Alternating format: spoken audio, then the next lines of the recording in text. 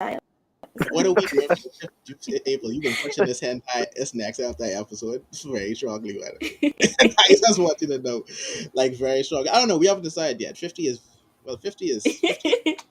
close, but it's not that close. Hey, the hentai episode did pretty good. Just I saying. mean, mind you, a lot of the episodes are doing pretty good.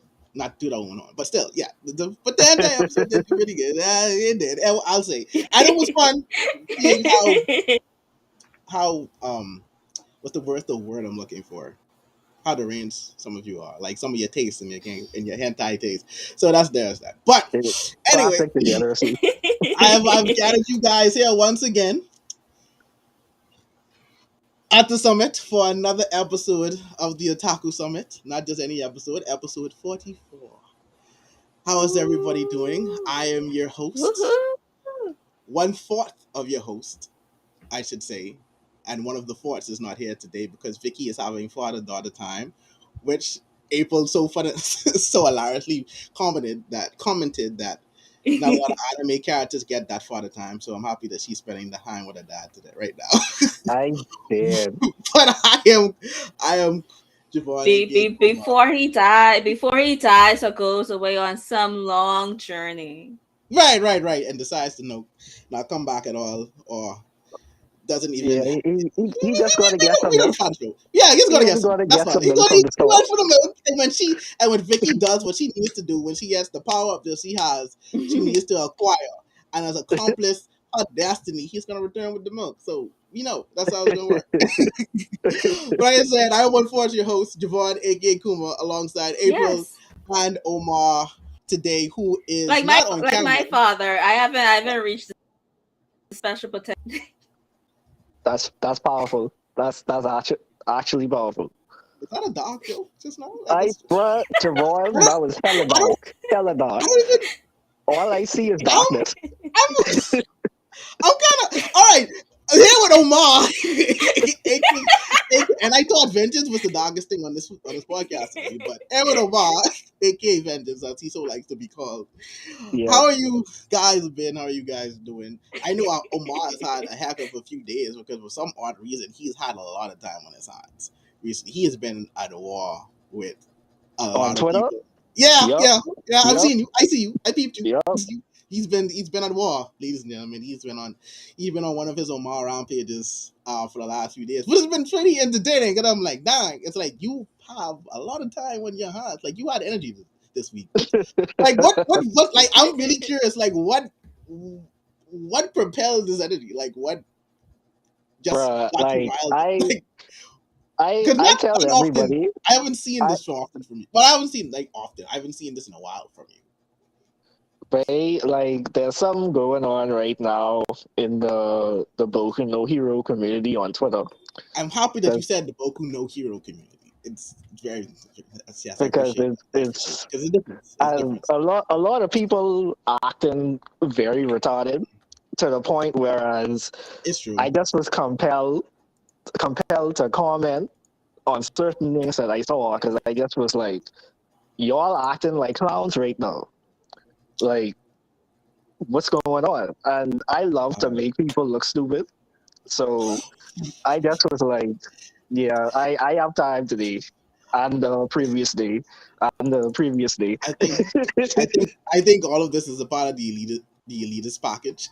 So I allowed you to voice. I did feel like an elitist at one point. I'm sure you did. I just was like, this is I'm so positive you did. Without a doubt in my mind, I'm so positive you did. But no, it has been a lot of unnecessary discourse, and I feel like people have been, and not to get too much into it, but I feel like a lot of people have been overly negative of it. I understand not liking certain aspects, but I feel like people have honestly disregard a lot of the great things, which is a lot that's been happening in the last few chapters, just to pinpoint and focus on one little thing. I don't think the chapters have been bad at all. You may have not liked the recent developments, which we still don't have a resolution to, if we're being honest. That recent development, though. Right, we still have that, but still, it's like you are kind of just disregarding the entire thing to focus on this. Like, there's a ton of stuff that's happening. Just ton of story that's being progressed, character development and everything. But anyway, that's besides the point. I mean, that even propels you to go at someone talking about Siobhan, Demon Slayer. But you said it all. you had energy for everybody. You had energy for everybody. But outside of the rampaging My Hero Academia / Boku no Hero community, what else has been new in the anime community? Anime community recently. Any news? Anything recent that we should focus on? Particular. I don't know where homages went. Oh, there is.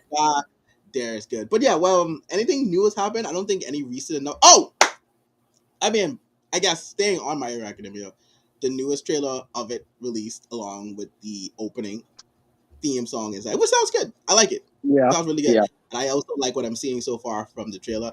I have high hopes for this season. I hope I do not get disappointed. It looks like they are animating and putting the budget behind what they need to put the budget behind, and it looks like Hmm. it's going to be a better Boku no Hero? adaptation. Yes, Spoken of Hero, Yeah. a better Oh yeah, adaptation this is. than season 5 was, so to speak. So that's great. It's great news. Awesome news. Well, I it's can't a Yeah, wait. very it important looked like arc, so of we have course Very it nothing would to be important. worry about. better. Very important. Yeah. Very, very important. But yeah, I think it's been a pretty light week in terms of news. I don't think if anything else is of substance or Oh substance yeah. was. You got There's some controversy. Well, yeah. There's some controversy that controversy. yeah, All right. nobody could 100% verify whether or not this is actually going to happen, but Bleach might not be simulcasted. Oh, I always saw that. Yeah, that was big news. What do they mean? Like, so what, is it gonna be released as a whole? What would they mean? Like, it's not gonna be simulcasted? So, do you want to explain them all? Yeah, it basically for us in English speaking countries, we're not supposedly we're not going to have English subs available to us while it's airing in Japan. Yeah. So we sail in the 7 seas. Then is what you say? I mean, I was always saying the 70s. I already don't know assumed about that was y'all. the case when it was I mean, announced to be coming on well, Disney Plus. everybody will have to sail the 7 seas now. Yeah. In a sense. I mean, if you're not in Japan, without a doubt. So it seems Yeah. to be. But I don't know. That seems to be the hard case. It's still, I guess, it's still maybe up in the air. Why are they being like that though? Because it's on Disney Plus. Well, there might be a chance that we could see something because apparently they're going to show the first episode at New York Comic Con.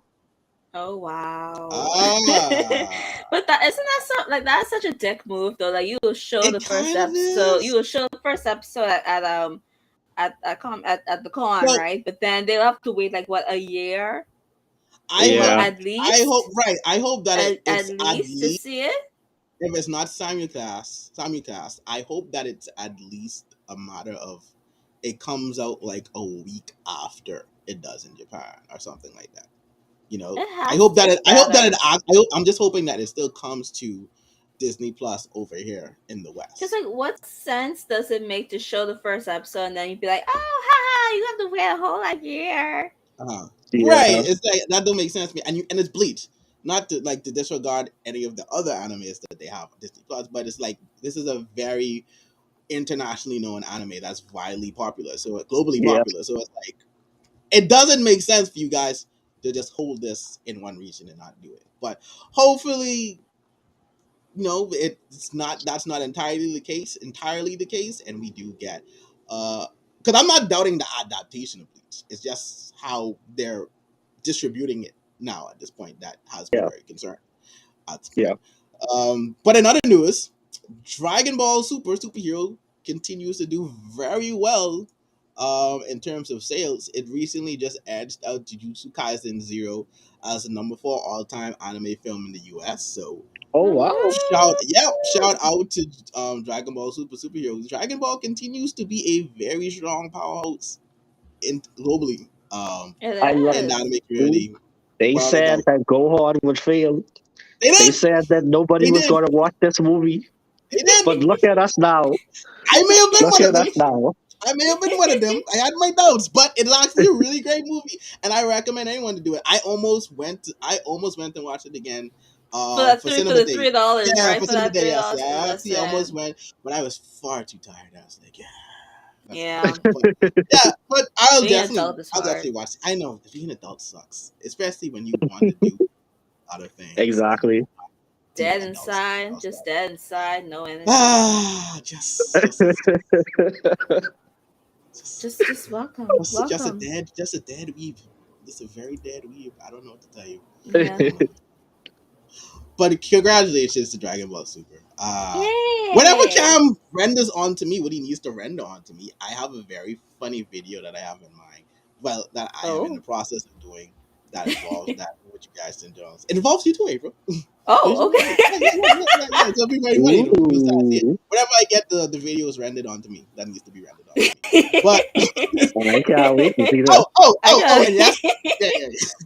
Oh, I mean, just because I'm one of my favorite characters, and we kind of did mention this. Yesterday was Zenitsu's birthday. Happy birthday to Zenitsu, one of my favorite characters. One of my favorite anime characters, and one of my favorite characters from USA. I just have to Who? turn it. Zenitsu? Zenitsu. Yeah, Zenitsu. Yesterday was his birthday. It was a whole thing. It started the trend, Demon and I was Slayer, like, Demon Slayer, April. yeah, Oh, what yeah, not the blonde Zenitsu. isn't The it? Yeah, the blonde one. crybaby, the crybaby. Yeah. The one that That's fights your in the street. favorite? Yes, he is my favorite. I mean, I love his I one shot. I won't spoil But anything. still, like, I won't spoil anything. But I would say he who last best. Yeah, Y'all but think Zenitsu is I mean, that I nigga, read bro. the He is manga. that I nigga. read it. I read and I He is still that don't like nigga. him. Why you don't like him, wait? April. I still don't like April. When he fight, when Uh, he did his last fight in the series, you right. wasn't hyped by that? Listen, I was I so mean, proud of yeah, him. I was hyped. Just because I I was was so hyped proud of doesn't mean him. that he's my favorite. But I mean, I kind of get it. April doesn't like the pervy characters. That's what I've come to realize about April. I don't like pervy You like the characters. I don't like yes, yes, crybaby yes. characters. I don't like the perfect characters. Give Wait, me so you that's don't like like my son Deku? Is what you're trying to say? I like Deku. Deku is not perfect. Deku is the Okay, underdog right. who Just making fought sure. his Jackson, way stop to crying the from like Just checking. season 3, dog. I know, but I just checking. I just had to. I know, just had to make a quick temperature check and see what I was also going like on. I really May have like a had to good kick April off underdog the pod just story. now. Yeah, I love I underdog. I really feel like a you. good underdog story. That's Yeah, me. I I love like a I good feel underdog. I do love a great underdog story. Without a doubt, without a doubt. But That's why I like Takemichi. Oh, you on your own with that. You on your own with that. You on your bruh. you on your yo, can we for everyone listening and watching this podcast and who reads the Tokyo event is manga. All right, so April. Jesus. I I don't like I just want to say if why there you was think I'm not answering? I'm not if there entertaining was no more. like in the realm of people mad at Horikoshi, right? Yeah, People mad at Horikoshi, which I understand. Don't get me wrong, right? Because people are mad at Horikoshi for recent events, but y'all just letting Tokyo event just slide by with any old thing. I'm just saying in terms of ass pulls and MC plot armor, this has to be what unfolded in Tokyo Avengers recently has to be up there in Oh, terms I have yet to of I have yet to MC read the plot manga. armor. it is a yeah.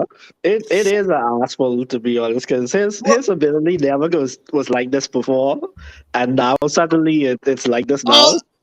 and he tried to make it a little. He tried to ease into it to make it a little more palatable for your pilot by Yeah, showing hints of yeah. it in the last. No, no, no, no, It's no. I'm I mean like, Do I I, I don't I hate have to it. catch up on I don't hate Tokyo it. Revengers I now don't to hate see it, what but I don't hate it's it, just you know, like only because in my mind too, it's like finally, but at the yeah, same time, it's like this some BS.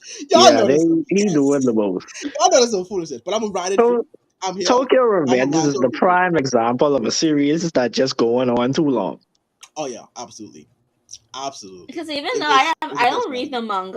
the manga, but I'm still shocked that a plot like this should not be going that long. No, no, Because no, like no. Yeah, you're I just had going because like the main goal was go in the past and prevent homegirl dying, right? Was that the yeah, main Yeah, objective? yeah. was the to main prevent her objective. from dying and stopping what Tokyo the guy Maji. name again? Oh, Kisaki from Yeah, Yeah. taking over to Tokyo Maji. save and stop Chisaki, Right. Yeah. Kisaki, sorry, Exactly.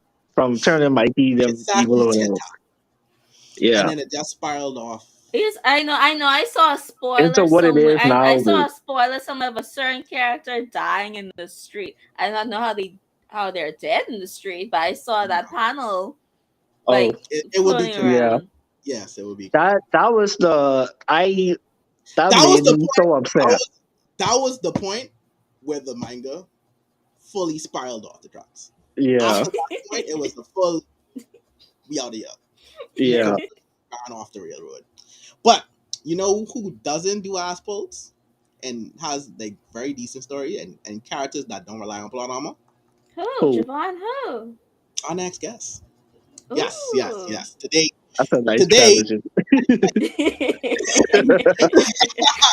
today we have a very special guest on the pod with us coming on who is work that I've read two of his comics and I have to say that I enjoyed a lot of what I read Hmm. so far. Tier, aka Sovereign Comics. Let's just get him in here. Hey, buddy, what's up? What's going on? What's Oh. going on? I don't know Thank if you could you. have seen us, while we were recording in the lobby, but Yeah. yeah. I was saying like the two that I've read Mhm. from you, which would be Temple High and Stars. Yeah, I those love. those are the two. Those are the two popular ones. Those are the two popular ones. Well, I want to say two things first, though. Sure. Congratulations on episode 44. I know how hard it is to Thanks, do a thank you. podcast, Yeah. so Aw, congratulations thank on you. Oh, that. we appreciate it. No problem. And also, thank you for having me on, and thank you for that segue. That was clean. Hey, thank you. I know, right? That was That was clean. I appreciate it. I appreciate it. But yeah, no, I love the two. I especially love Temple High because I do love Mhm. school battle esque Yeah, series. yeah. Yeah. A ton.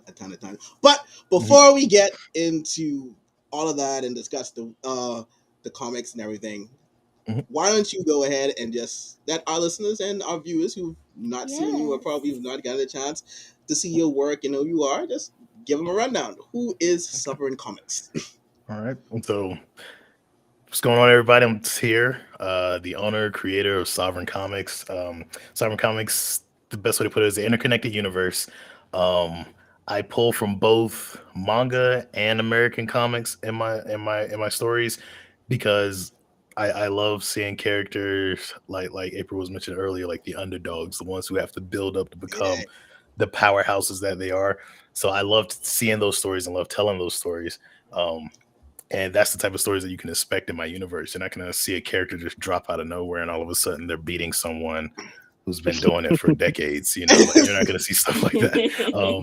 Like I honestly, appreciate that. you I get see that in Stars. Like issue 2, I'm just pre-warning people. Like Penumbra goes off the rails in issue 2, issue 3, it gets bad. Like because she's already Oh my kind God. of giving them Okay. she's giving them like she won't kill. Like the best way to explain her, she's similar to Catwoman. Like, she's a thief. She won't kill you, but she has no problem giving you the hands. Like no problem whatsoever. And she does it in issue 2 and issue 3. She does it. Like it gets bad in issue 2, and I'm inking it. And I'm just like, dang man, people gonna be mad when they see this fight. You know, so it's so it's those Hopefully but not yeah. My Hero Mhm. Academia mad. That's what's going on right Yeah, now. I yeah. don't know. Do you follow My Hero Academia? What's that? Do I watch My Hero? Yeah, watch My Hero. Yeah, I was reading the manga, watching the anime. I stopped reading the manga at this point because I like to, because like if it's good, if it's going well, I like to read a whole bunch of chapters. So I was like, you know what, let me stop. So I'm letting it build up, but I'm probably gonna start by reading it this week. But in the same vein, like I have to write Cypher Team issue 3, which is a 2-parter, so I'm working on writing that. Also, Yama Stigmata issue 3, Stars issue 3, I'm gonna be writing that. And Temple High issue 3 because Temple High issue 2 is done. I just got I like, saw the at the last end, letter. which Yeah. I'm gonna get there, but I was very Yeah. upset. But I'm gonna get there. Yeah, so it's crazy with issue 2 because it's like Oh man, because like the way I ended issue 1, I was like, I wanted to fight you. he flexes, So I was I like, wanted to fight you. yeah. I Everybody was wanted to like, fight you. I'll be honest. I wanted to scrap. Then why did you end up there? I'm I just had being to. real. That's another thing with me. I love cliffhangers. When you read all of them, you can be like, damn, this dude got an addiction to cliffhangers. Like, what's wrong with him? Oh no. So I love cliffhangers. Like, I love like leaving somebody at that point. And it's just like, yo, okay, what happened next? You got to read the next issue. Like, it's gonna Oh, get confusing. Yeah. So Yeah, bad. no. I am yep. patiently waiting to see Astria again so I can get Mhm. more of the issues. Because Yeah. I like I said, I love Temple Mhm. High. Extremely. I It love the sounds like story. that's the one to read, but because I haven't Yeah. started. Yes, A right. lot of Yeah, people we love we all have different issues. Because Uh, speaking of, this cover hey, listen, is and very gorgeous. I had to get this cover. I had to get this one. This Oh has to be yeah. pulled. This It is was a hard gorgeous. because that's I another thing. love I this. love the It's art. I gorgeous. love the Thank art. you. I It's had very to get gorgeous. Yeah. that one. Yes. I had to get that one. I had to get that Yep. one. For that one, I have like a painter artist, Francesco Tomaselli. So he did that cover. He did the cover for Cypher Team issue 1 with Jacero on the cover. I think SJ might have some of those. And then he also did a cover that I used for the Ayamo Stigmata short graphic novel because issue Mhm. Mhm. 2 of Ayamo Stigmata is like 44, maybe 45 pages. So I Nice. put issue 1 and issue 2 together, and it's already like graphic novel size is like thick. So What? people are looking like, this is Wow. 2 issues, and I'm Yo, like, yeah, it's 2 issues. see, So, that leads me into my first question for you as well. mhm, And why I have to get all of the comics. It's because mhm, as I was reading, because I started with Temple Eye. mhm. As you know, I'm going to keep Hey, talking about Temple Eye. yeah. I I get it. started with Temple Temple. is popular. I started with Temple, and not just because Don't it's suck on like stars. This it's is an it. array. No, Stars is great because I Yeah. love Thank the whole you. Rockstar Mhm, Alien like that was dope. And mhm, and not Temple Eye, not just because it's an array of black characters, which is mhm. it's good to see.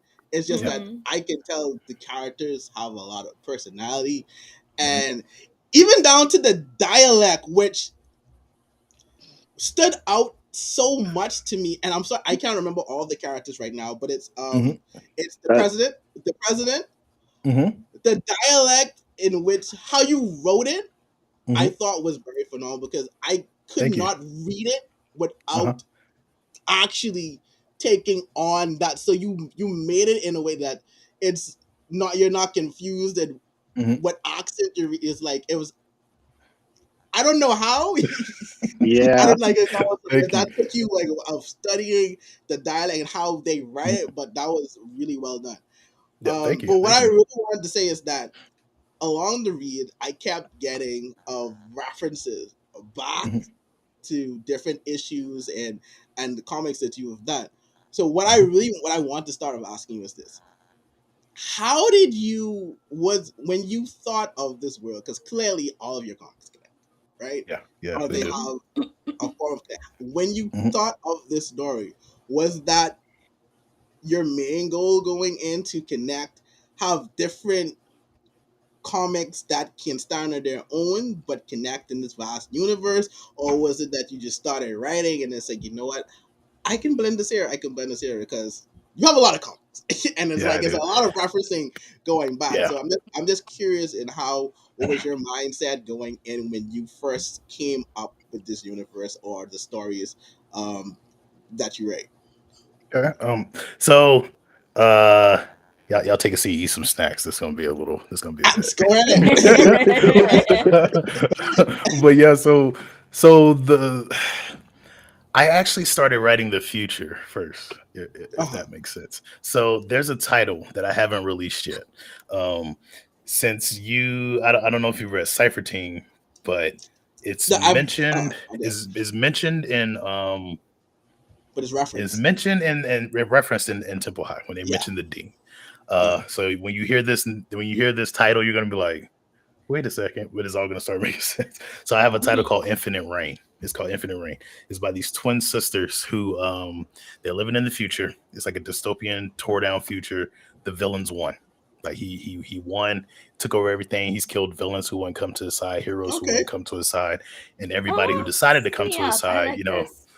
oh, Yeah, it's gonna be crazy. I It's Yeah. gonna be I need crazy. it. Like I need it now. there's so many twists and turns in it too. But like there were heroes and villains who were like, yeah, I'm coming to his side. So the girls, they're like, they have their powers, and their parents were known to be great heroes. You know, one of them is a dean of a school. I'll just say that, and their father is in Cipher Team. So they're like, our parents, they were these great Okay. heroes. They were these top level heroes. What happened? So, in writing that, I was like, it's gonna be a time travel story. Like they have the dystopian future, so it's gonna be spending time in the future and also in the past. And I was like, in order to do this, I need to write the past. So all of the stories you're reading now are the past, and it's all leading up to that point where that title comes out. Ooh. So that's the reason why I Okay. can't release, because if I release that title, it's gonna spoil everything. Like you're gonna Wow. know What do you mean? everything, and so eventually we're gonna get to a point where Infinite Rain comes out. I already have like almost 40 stories written for Infinite Rain. Almost 40 stories, Yo, Let me. because the That's main great. protagonist, like because you have the two sisters, which you'll see them, they're gonna show up in the past, as their younger selves. But one of the sisters blooms, she gets her powers, and she's in a sense kind of she's a muscle mimic. So whatever she sees, she could repeat it. She's also very strategic and very like a technical genius. So that's pretty much her power set, where the other sister didn't get any powers. So the thing is, like, they're both born with blue skin, purple hair, yeah. so they look Oh. like mutants, but one of them doesn't have powers, the other one does. So like the big sister, she has to protect the little sister, but she always picks on her and stuff. So Mhm. there's some things that happen as the story unfolds, that I don't want to spoil, but I will say this part is when their mother is still alive, their parents actually at this point are still alive, and this villain is kind of raising to the ranks and stuff. Mhm. And so the girls are like, we want to help, and they're like, no, you're too young and you don't have powers. Talking to Mirage, which is one who doesn't have powers, Aw. but like Yeah. her dad, he's a geneticist, and he's like, I want my daughter to have powers. So he starts working on the serum to unlock powers in people who have the phenogene. Mhm. But then he also mentions a mystical side, which is a fallen angel that wants to go back topside. So his daughter hears that, and she goes and summons this fallen angel, and that's where she gets her powers from. So eventually she gets powers, but it's like from a fallen angel. So you have one who's a phenosapien, one who's born a phenosapien but doesn't have powers, and then she gets her powers from a fallen angel. So it's like you have that going on to include all the stuff, the detective stuff, and them finding out, what happened, what was the turning point, how did everything change. And like I said, in me writing all of that, I'm sitting here thinking like, so their parents, are they singular heroes, like Superman, Batman, they got their cities, but they're heroes of it, or are they heroes in the same city? With me being prior military, I decided to kind of make it military-esque, and that's how Cypher Team is. They're a special forces unit, which is one thing I like to Mhm. point out to folks, because a lot of people see it and they're like, "Oh, here's another superhero book," and I'm like, "Well, I'm like, but these heroes, they openly kill if they need to." I'm like, it's Kunoichi in issue one. In issue one, she Nice. wasted no time. She So it's an killed people in anti-hero issue too. one. She was killing people in issue Ah. All two. right. And when people were reading it, they were like, "I thought they were heroes." I said, "No, they're special forces. They will kill." So um, so like we're going through it. I set them up, and then I'm like, "Yo, wouldn't it be dope if there was a school for kids who had powers? School to help them and teach them how to use their powers and stuff like that." And that's where Sorbonne Academy came from, which is the actual name of the school in Temple I'm High. so happy that you said it because And I've read that. I yep. was like, I know that I'm not pronouncing this name. So it's Yep. great to hear you actually say it. What's Yeah, Siobhan? Because I Siobhan is pronouncing everything and, wrong. and like people already told me, so like I'm gonna start doing some reels where I'm gonna start like saying the word. This is how you pronounce. Cause I did it with Yano Stigmata, so I'm gonna do it with more. Um, Okay. but yeah, Sorbonne, and you'll find out where it got that name from in Cypher Team issue 3. Because Cypher Team issue 3 is All gonna be right. a two-parter, and I'm making it a two-parter because it's gonna be about 70 pages. So I had to make it a two-parter issue because it's a big story, Right. because it tells a Nice. lot All of right. a lot of their past and how they got to the point where they're at now. Mhm. Um, but then like even with Stars, like I was sitting there with Stars, and I'm like, thinking to myself, I'm like, I could use real life, musicians and things like that. I was like, but one, I don't want to get sued if things get real popular. These people gonna come for their money, and I don't want to have to deal with that. Yeah, I get you. So then I created Stars. I'm like, me and my sister used to watch Gemini Holograms when we was younger, so I kind of did it in a sense for her, like created it. And I started like building the story and everything, and I'm like, okay, what is their name? So like I actually had at one point I had a different band name than Stars, but Stars is actually an acronym for them. So it's like, you have Siphon, Tectonica, Avian, Render, and Soul, and that's Stars. Yep. So like a lot of people, like some people didn't see it until like I pointed out, they were like, oh, I didn't even notice that. I'm like, yeah, that's Stars. It's them. So that's what the name came from. They sort of like hinted at that in the beginning. Yeah. When they started we gave the whole introduction, which is nice. How people would this. I was like, thank you. Yeah, I see what you mean. Some people catch it right off the bat, and like that's the thing. Like for me too, like I love to write stuff because I know a lot of people out there are actually readers. They don't want to be told what's going on. They don't want to be shown what's going on. They just want to follow the story and figure it out for themselves. In a sense, like for instance, like I have characters who. Like you said with Temple High, like you notice the diversity in Temple High is insane, and people have been pointing it out. Like, why is it so diverse? Why are you doing this? I'm like, because why not? Like, we live in a diverse world. Like, there's people everywhere all over this planet. So so like why not? And I didn't do it for the point of trying to think of a way to say it without. I don't know. I've been getting a lot of trouble. I'll just say it. So like I've been thinking of a way to do it where it doesn't feel forced, and that was like my biggest thing in creating my universe. And that's what I got from it too. Want this to feel forced. It didn't feel forced at all. So and in doing that, I just decided, not only make it diverse, like because a lot of people just concentrate on diversity as far as like lifestyle and color, and I'm like, there's more to folks who are diverse. Like I'm like in Temple High, like one of the students is autistic. I don't know if people picked up on it, but some people when they came back, they asked me, they were like, is he kind of autistic? And I was like, you got it. And when I tell you the character's name, you're gonna see it, but Danon Talone, the one who was playing with the puzzle box. Yeah, and a lot of and some people when they see it and they're seeing it like, so and it's like and the way I did it, I was like, I want you to figure it out, and some people came back and was like, yo, he's and then they saw the other person, and then I remember I had somebody and I was talking to SJ about it and Mutant Glue also, and I was like, yeah, somebody came down on me and it was like, you don't represent for LGBTQIA plus, and I'm like, which book did you read? And they were like, Temple High. And I'm like, you're wrong, because there's a character who quite literally told you she was bisexual. Yeah, like verbatim, right there in the book. Right, no, she's like she sits down to the table and says, like, I'm into you, but you're into the main character. Exactly. So she straight up says it, So it's like, and that just let me know that folks don't read, and so I'm like, what? I'm just gonna keep writing my stories because the fan base I'm building is from readers. Like I've noticed folks who like manga love my comics. Folks who like novels even read my comics because they said it feels like like a novel, just a novel with pictures. And another compliment that I got, someone's mom, she read Ayamo Stigmata, and she said it felt like she was reading a movie. And I was like, wow, that's a dope compliment right there, So that's a big compliment. Yeah. But especially because it's someone's mom. Yeah, exactly. Right. So and from what they told me, they were like, yeah, my mom really doesn't read that many comics, but she saw it and she was intrigued by the fact that it was a Tuskegee Airman that was the main character. And she was like, let me check this out. And then she read it. And I told my friend, I was like, don't let her read issue 2, though. Don't let her read issue 2.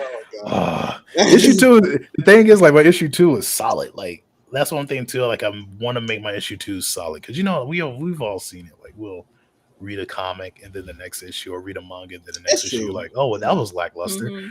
Like, I wanted to keep going, like, in the arcs. I wanted to keep getting better in the arcs. And then when it goes to the next arc, I wanted to feel like it's fresh, like it's another day in life, just like in the real world. Like, like if you play sports and stuff, you may be training for, a soccer game or a football game or whatever. Yeah. But then after football season, the next part of your life isn't going to feel like football season is going to feel like that next part of your life. And that's how I Right. want all the stories to feel as the Yeah, different that's arcs go true. through. Yeah. Like it feels like it's a, a different point in life within that year or so on. So it gets that build up again. So it's not like, so one thing for folks to expect is like when you're reading the arc, it's going to get better, better, better. And then you're going to get to the next arc and it's going to build up again, because it's going through that life. And then it's going to, just like a story, you rise up to the climax and then you come down, that's the end of the story. But yeah, honestly, and these are just 4 titles. Like they're, No, you have a lot. When I looked at the back, it's like, Yeah. there's a it's lot of, ton that's going on here. there's a lot. I have like, and these 4 stories are just in Sovereign Orange because I have different ecosystems. So I have Sovereign Orange, Sovereign Black, Sovereign Mangaka. So I do have mangas that are coming I out, did not and know. Ooh. I did not yeah, know. Okay. so the first manga actually that came out, SJ was gonna get them. Actually, she was gonna get them, but they sold out at the con that we were at. They sold out so Oh, fast. and Wow. I'm happy that you mentioned that because I saw and I Mhm. wanted to congratulate Thank you you. on that. I saw that a lot Thank of you. your stuff sold out, so that's Yeah. actually pretty big. That's actually That's pretty It is. big. great. So now So it's like, oh man, I got to restock. yeah, I'm so so So, jealous. that actually brings me to another great question in terms of how has the growth been for you since you've started Sovereign um, Comics? How have you seen like the rise in its popularity, getting at people being receptive of your mm, work? Well, you've already said a bit of that yeah. as well in terms Mhm. of people how they feel about it, right, and the diversity that's going on in it. So yeah, but how have you seen it expanded So, since? so I've seen it go up and down. Like there were some Uh, points where I'm not gonna lie, like I wanted to quit. mm, Fortunately, I had SJM, Mutant Glue, and then 2 of my other friends, Scorpio and John. They were in my corner. They were like, "Man, you better not quit. You put too much stuff into this." So, so there was points where I wanted to. I was like, "Man, I want to quit," and I like, did kind you of just felt hear like, the story? Like, did you hear like yeah, yeah, the you connected it? Like, yeah, you definitely put too much work right there. You have to put this exactly, the paper. Yeah. Like, you have to write that down. yeah, Like now, like you exactly. have to. I will fight That's you. what they were telling me. They I were like, will. "Man." They were like, "If you quit, I'm coming to your house right now." And I was No, like, "All right, I agree with them. I agree with them. I will fight you. I will fight so you.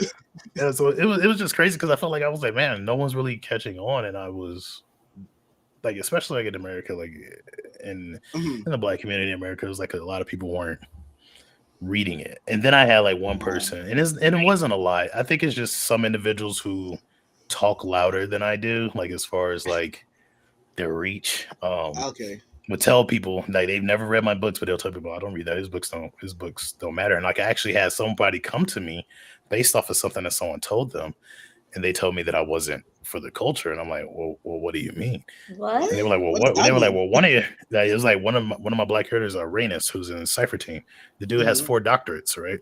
And they were like, he has 4 doctorates. That's not for the culture. And I'm like, so what? Black people can't get 4 doctorates? I'm like, I'm so No. confused. I'm so confused. What are you trying to say? Are you oh, trying to say exactly. that, confused. that That's black how I people took it. can't be that smart?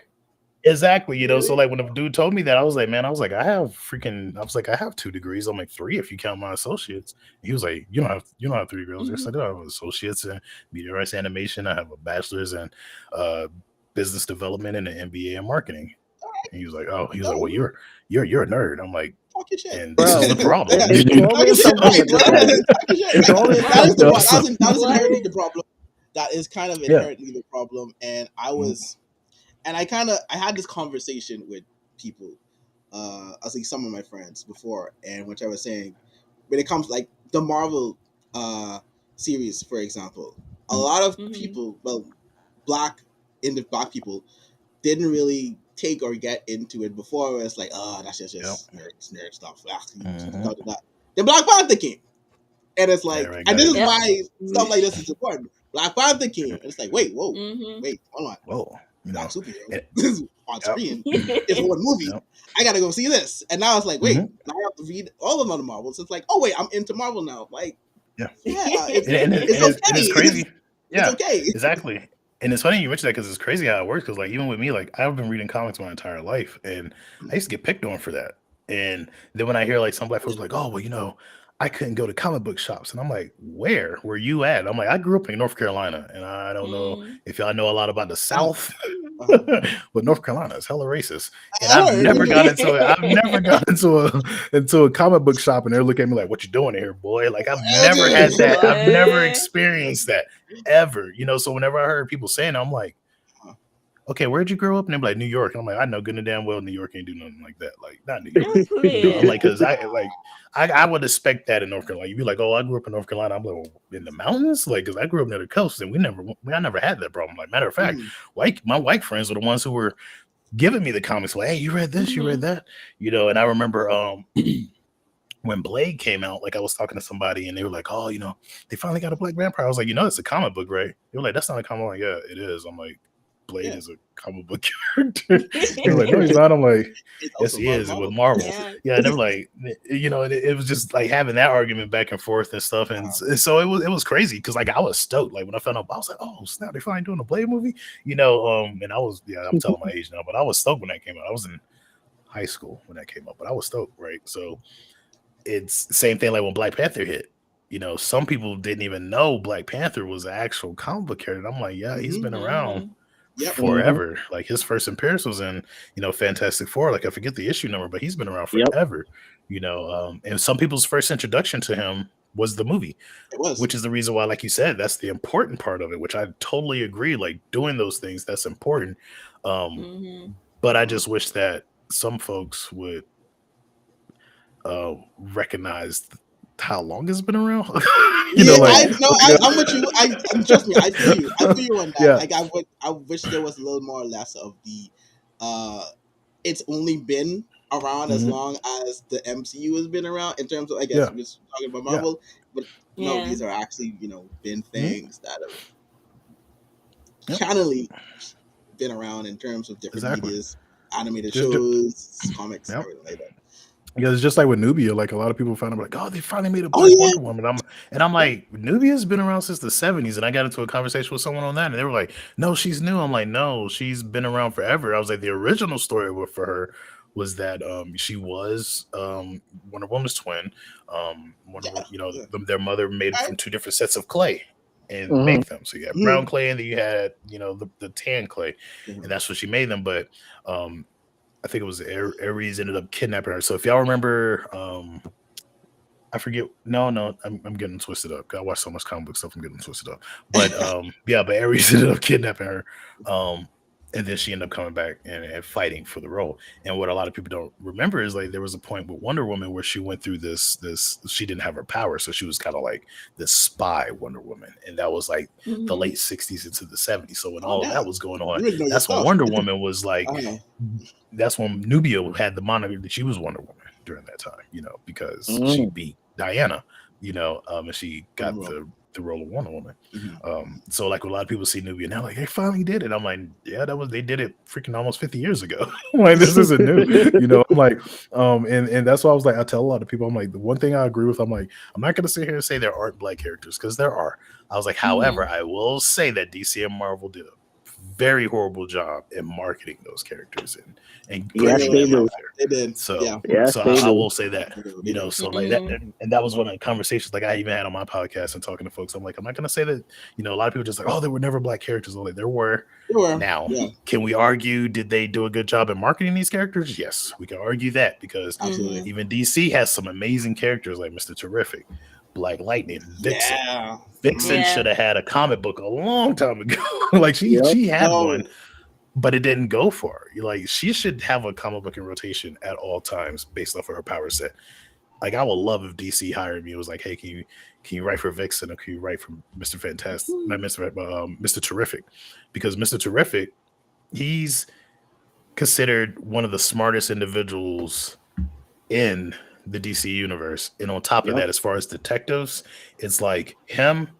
Well, in order, I would say is Detective Chimp, Batman, Mr. Terrific, and then Constantine, I think, in that order, as far as like who are the best like detectives. And then like and then it's like who is it? It was the one who became Red Robin. I can't think of his actual Tim Drake. Yeah. And he's considered like in there too. Like he's a high top detective too, so So it's like Mr. Terrific. This dude, he has his own, like literally his office is in a pocket dimension. Like his Yep. lab is in a pocket Yeah, dimension. Like yeah. this dude is freaking hyper intelligent. But and then I think they gave him a book called The Terrifics, which was pretty dope. Yeah. But I don't think it's running anymore. Yeah, So I I'm don't like, think it sold pretty well. yeah, So when that happens, DC just pulls the plug instantly, and I hate Yeah, that. exactly. which Yeah, I also hate and that. it was a great book. Like Yes, it that book was. was doing it was a yeah. good book. Yeah. And that It brings me to my other frustration with DC in Mhm, terms when it comes to static, because mhm. so many people have rallied and said we want static. It's Yeah, very popular. People have a desire for it, but it's like they just refuse to do Wait, Stack as in anything Stack with Shock? him. yeah, Yeah, Yeah. yeah. Static Shock. So like they refuse I to love do Stack Shock. anything Yeah, with static, and it's just it goes back to your point in terms of marketing these heroes. It's yeah. like there's no reason because they will do very well if put Mhm. If they put them out out, there. Mm. Yeah, and my thing is like I had Stack two Shock would make arguments a with him. good One of my series. arguments is it Like a would, and remake, he like had a a long comic like series. because I actually have his DC run comics for the New 52. He had his own title, yeah, and it was dope. Like yeah, in New 52, that was one of my favorites when I was reading New 52. Like his powers were evolving. Like this dude ended up getting like electromagnetic healing. So if I'm yeah, probably yeah. I'll be spoiling this. I'm sorry, y'all, but it's No, been no, no. out for I about think. Well, 10 I years. mean, Let's keep But going. like you It's probably fine. know this part, but it's like his arm gets cut off, and then like Ooh. this static stuff happening, and it reconnects his arm. He's like, "What?" Because he's never had that before. Like he's never done that. And I was like, "Okay." Now I'm like, they're taking him Ooh. on somewhere, and then all of a sudden they're like, "Oh, we're canceling Static Shock." And the reason why they not What? no, then it was just called Static. So they're like, "We're yeah, canceling stop. Static." Yeah. No, actually, the title was Static Shock. But I was like, "Why?" And then of course you find out, oh, they didn't sell well. But I'm like, "But did y'all market it?" I'm like, "Because when Batman gets a book, it's everywhere. That's all Batman you has a new see. series. Batman Don't Exactly. has a new get title. do So not it's get me like, started. Omar has yeah, heard my rants about this, but don't get me started on that when it Mhm. comes to Batman, because I'm at the point now where I'm like DC should just rebrand the name and just call it simply Batman. That's it, because Yeah, that's they the should. only thing that Well, is in my in a in my sense, eyes to produce. and it's funny you mentioned that, right?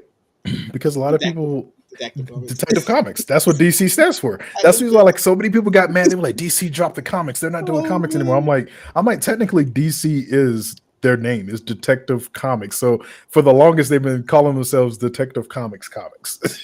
So they dropped the What? comics off the end because DC is already the C stands for comics. And Yeah. Detective Comics, of course, was Batman's comic. That's who Mhm. made them all the money, and then they named the comic. Mm. So Yeah. technically, it is called Yes, Batman it is. Comics. It is called Batman. I So did. I I hate actually yeah, it didn't know so that. much. I hate it. yeah. I don't want to say I hate it, but it's just so many other. Now you know, Javon. But Now you know. anyway, I always And there are, like you said, there are so many yeah. characters. Like even in Marvel, like they have this one black guy. He's a black character. Name is Night Thrasher, and he's considered like as far as tech, he's as high as Tony Stark. Like this dude owns his own Oh. tech company and everything. Mhm. Millionaire. He's not a billionaire level yet, but I did think he's like high in the millions. Name is Night Thrasher. Nobody knows he's a black guy. Then you have Blue Marvel. All of a sudden, Blue Marvel got popular, but a lot Yeah, of people didn't Blue know Yeah. about Blue Marvel. Marvel. And Amazing. he's like one of the strongest in Marvel Yep. universe, in the Marvel Yep. universe. Yep. And but they'll never show it. They'll never do that. And that's my thing is like, Fingers crossed that. right? Yeah, I hope they do. Like he needed a movie. Like hopefully he gets a Yeah. movie. Like I would There's love to this see him get a guy who movie. I watch on Um, YouTube, Rob from Mhm. Comics Explained. He Yeah. wants Blue Marvel in the MCU so bad. Yeah. He is always Yeah. talking about it. Rob, he that dude knows his stuff, because like I watch his shows just to make sure that I'm like, okay, yeah, okay, I'm still on, because he knows what he's talking Up to about. date, update with Yeah, how they comment on. yeah, Yeah. he's like my video encyclopedia, and it's just like I just watch to make sure I'm like, but if I'm thinking about something, like I thought this happened, and then I go to his page and find like a video where he's talking about it. Yeah. Yeah, and I'm like, oh, okay, yeah, I was right, because that dude, he's a walking comic book encyclopedia. He Yes, knows his he stuff. is. So, but it's crazy, and that's my biggest thing. That's the reason why, like, I know they did a lot of the, like the popular stuff, like how they made Falcon, Captain America, and things like that. And a lot of people were happy, but they were like, yeah, we're finally getting it. And I'm just like, to me, it feels like, and this is just me, and this is where a lot of people got mad at me. I feel like it was a slap in the face. And this Really? is where I got it, because we have black characters. Like, just Okay. market those characters. Like, that's just like. So you're talking more of the race changing of characters, right? It's just like, it's yeah. I got you. No, yeah, it's like if I made it to the NFL and I came up behind a star running back, I'm the new running back to the team, and they're just calling me his name instead of mine. Yeah. It's sort of like how that rumor of, well, I'm not say a rumor, it was actually happening, the Black Superman, where it's like, this is not what we wanted. Yeah. We didn't want you to basically change Superman or someone as popular like that. We just wanted you to, like you said, push the characters that we have. Because I heard like the rumor was like, oh, they're gonna make Clark Kent back, and I'm like, why? When you have why? What's his name? You have Ellis, you got freaking you got Val Zod. Just use Val Zod. They've already been playing to the Zods being black already. Yeah, they've even done it in they did it in Young Justice. Young Justice. Yep, they did it in Young Justice, and they did it in the Krypton TV show that was out. All the Zods were black. I'm like, you're already alluding. And so as soon as I saw Krypton and people were mad about that, I was like, I know where they're at. That's Earth 2. That's not the main Earth. That's Earth 2. That storyline is on Earth 2 if they're doing black Zods. And I'm like, just use Val Zod. Like, what are you doing? Like, he's already there. Just use him. Market him and use him. Like, people know who he is. And then there's another black Superman who was made, because they did this already. I think he was made in the 70s or the early 80s. But there's a Earth where all of them are black, like Black Wonder Woman, Black Superman, and it's like all of them. And and they even put it in the comics that he was a different type of Superman because he could actually absorb sun better than actual Superman. And Clark was saying like that was the hardest he's ever been hit in his life. And this Superman had like a afro and everything. Yeah, like this weird, like it was like a sun on his chest and it had the S in it, but it was a sun. And he's strongest. He's one of the strongest Superman. It's like Superman Prime and then him. So yeah. So he's like one of the strongest Superman. So it was like Superman. It was like Superman Prime, Superboy Prime, and then him. I think, or he might be as strong as Superboy Prime because of the way that he absorbs the sun's radiations. So, and that's my thing. I'm just like, I get it. I get what you're trying to do. Like we need that representation. We need to see it. Yeah, use the characters we have. Like don't give me a black Bruce Wayne. I don't want that. Yeah, you had Nightwing. That's my shutdown. Yeah, I'm exactly. It's like you had.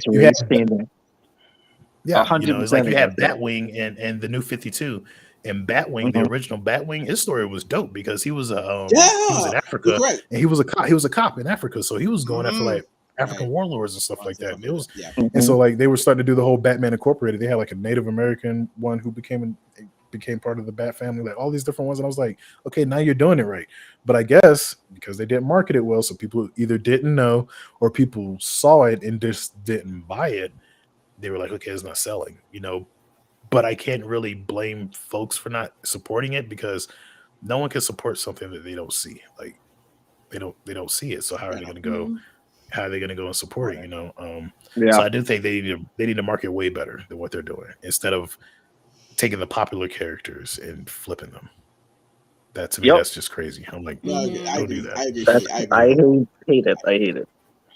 Yeah, there's no need for that.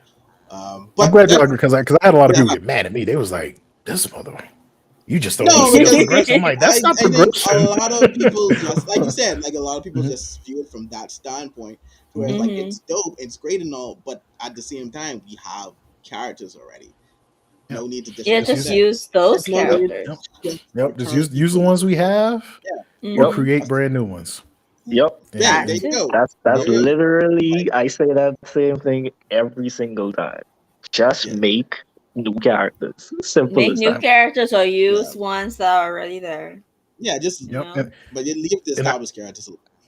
Yep. Yeah. I think that's one of the reasons why it's like some of the folks who do read my comics, that's one of the reasons why they do read it, because they're like, oh, these are new black characters. Okay. And they'll start reading the comics and then they're like, oh, they're not stereotypical. And I'm like, no, I was going to say it. They have different personalities. Like, there was one that you had the girl, she's a big anime and manga fan, and she's a full Mhm. weeb. Then you have the Yep, shy yep. girl. Then you have the different like you. It's there. I'm like, yes, this is dope. You don't have to Oh, do all there's a weeb character. Say less. Oh yeah, Yes. yeah, yeah, yeah, yep. Say Hey, less. Simple High. Yep. Her name is Jayana Smith, and she straight up tells you she's like she loves it all. She's I like love comic it. book Yep. movies, Mm-hmm. manga, everything. Like Everything. she actually, yeah, I'll tell y'all this. Like, cause her power, she's part of a like this. I don't want to say intergalactic because they're bigger than that. They're like a universal, like multi-universal level um security force in a sense. They work for the Blue Flame, which I have like all these different pillars because you have the Omniscient, and then of course you have um Dia, who is the god of entropy. And I don't know if y'all seen SJ's cosplay, but SJ I did. is part head. Yeah. She helped me Yeah. Yeah. bring her to life. And then there's Pandora also, but then you have the pillars, which the Omniscient made. So there's all these different flames. And they're part of the Blue Flame of Knowledge. So the way that it works, because a lot of people's like, oh, it sounds like Green Lanterns. I'm like, yeah, I'm like, but the difference Yeah. is they have to die in order to become one. So it's like as they're Wow. dying, the flame, like the Yo. flame will see them and be like, hey, it's not time for you to leave. Or they'll be like, I sense this in you, I'm bringing you back. So that's what it says there. It sense great knowledge and courage in her. It's like, I'm bringing you back. You're going to be one of my heralds. And it's cool because like she can use flames to make different things. So she's a huge she's like a huge manga fan. There's gonna be a point where she makes a mech suit and stuff like that. So I was like, I gotta do it. Like I gotta make it I happen. appreciate the explanations of their Mhm. powers because I'm gonna ask. Are you a Hunter Hunter fan?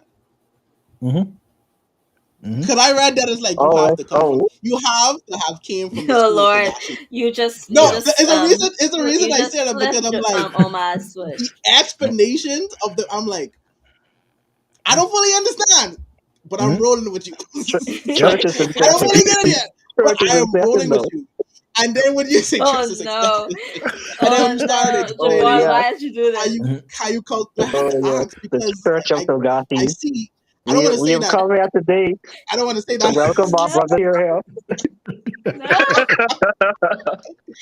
If you don't know, Oh Oz a my. very big Yeah. Hunter Hunter enthusiast, and That's what's up. he spends Yeah, a I lot love Hunter of Hunter. the Like I was watching. watching Hunter Hunter when people were like, "What is that?" I was like, "You'll find out eventually," because Hunter Hunter was just like I'm a huge Bleach fan too. So like, oh, that's why you'll see stuff in there too, like the way that things work, oh Lord, like two churches Oh, with with the oh, characters. I even Because that's my I thing. Is know like the Aaron one like thing this I now. loved about Bleach, because a lot of people look at Ichigo and everybody's like, "Oh man, Ichigo is too OP. Ichigo is too OP." I was like, "No," I'm like, Ichigo got killed every time he upgraded. He It's like did. that dude He did. quite literally He get did. murdered in order to get stronger. I'm like, so, insane. and yeah, so it's like, so like in that, like I love the way they did it, how they did his growth, and then eventually he was able to go toe to toe with the big bad at the end, and then not only go to toe, but do like I think they made famous the whole freaking super mush is what I call it when they grab you by the face and take you to another city to fight. And when he he's like, yo. I was like, what in the world? Like he just Isaac, we need to go. He's like, need to go. I can fight you here. No, let's go. Just took him to the whole of the city. I'm like, damn. All right then. Oh, yeah, man, they at the Bleach, and I will say Bleach as far as like the shonen story. I think Bleach. Well, I can't really take away from Yu Yu Hakusho too, because Yu Yu Hakusho has some flexes in it too, and of course Dragon Ball Z, of course, had the flexes, but Bleach, I think, took the flexing to a whole nother level. It's like everybody had to come in like, yo, we gotta start making like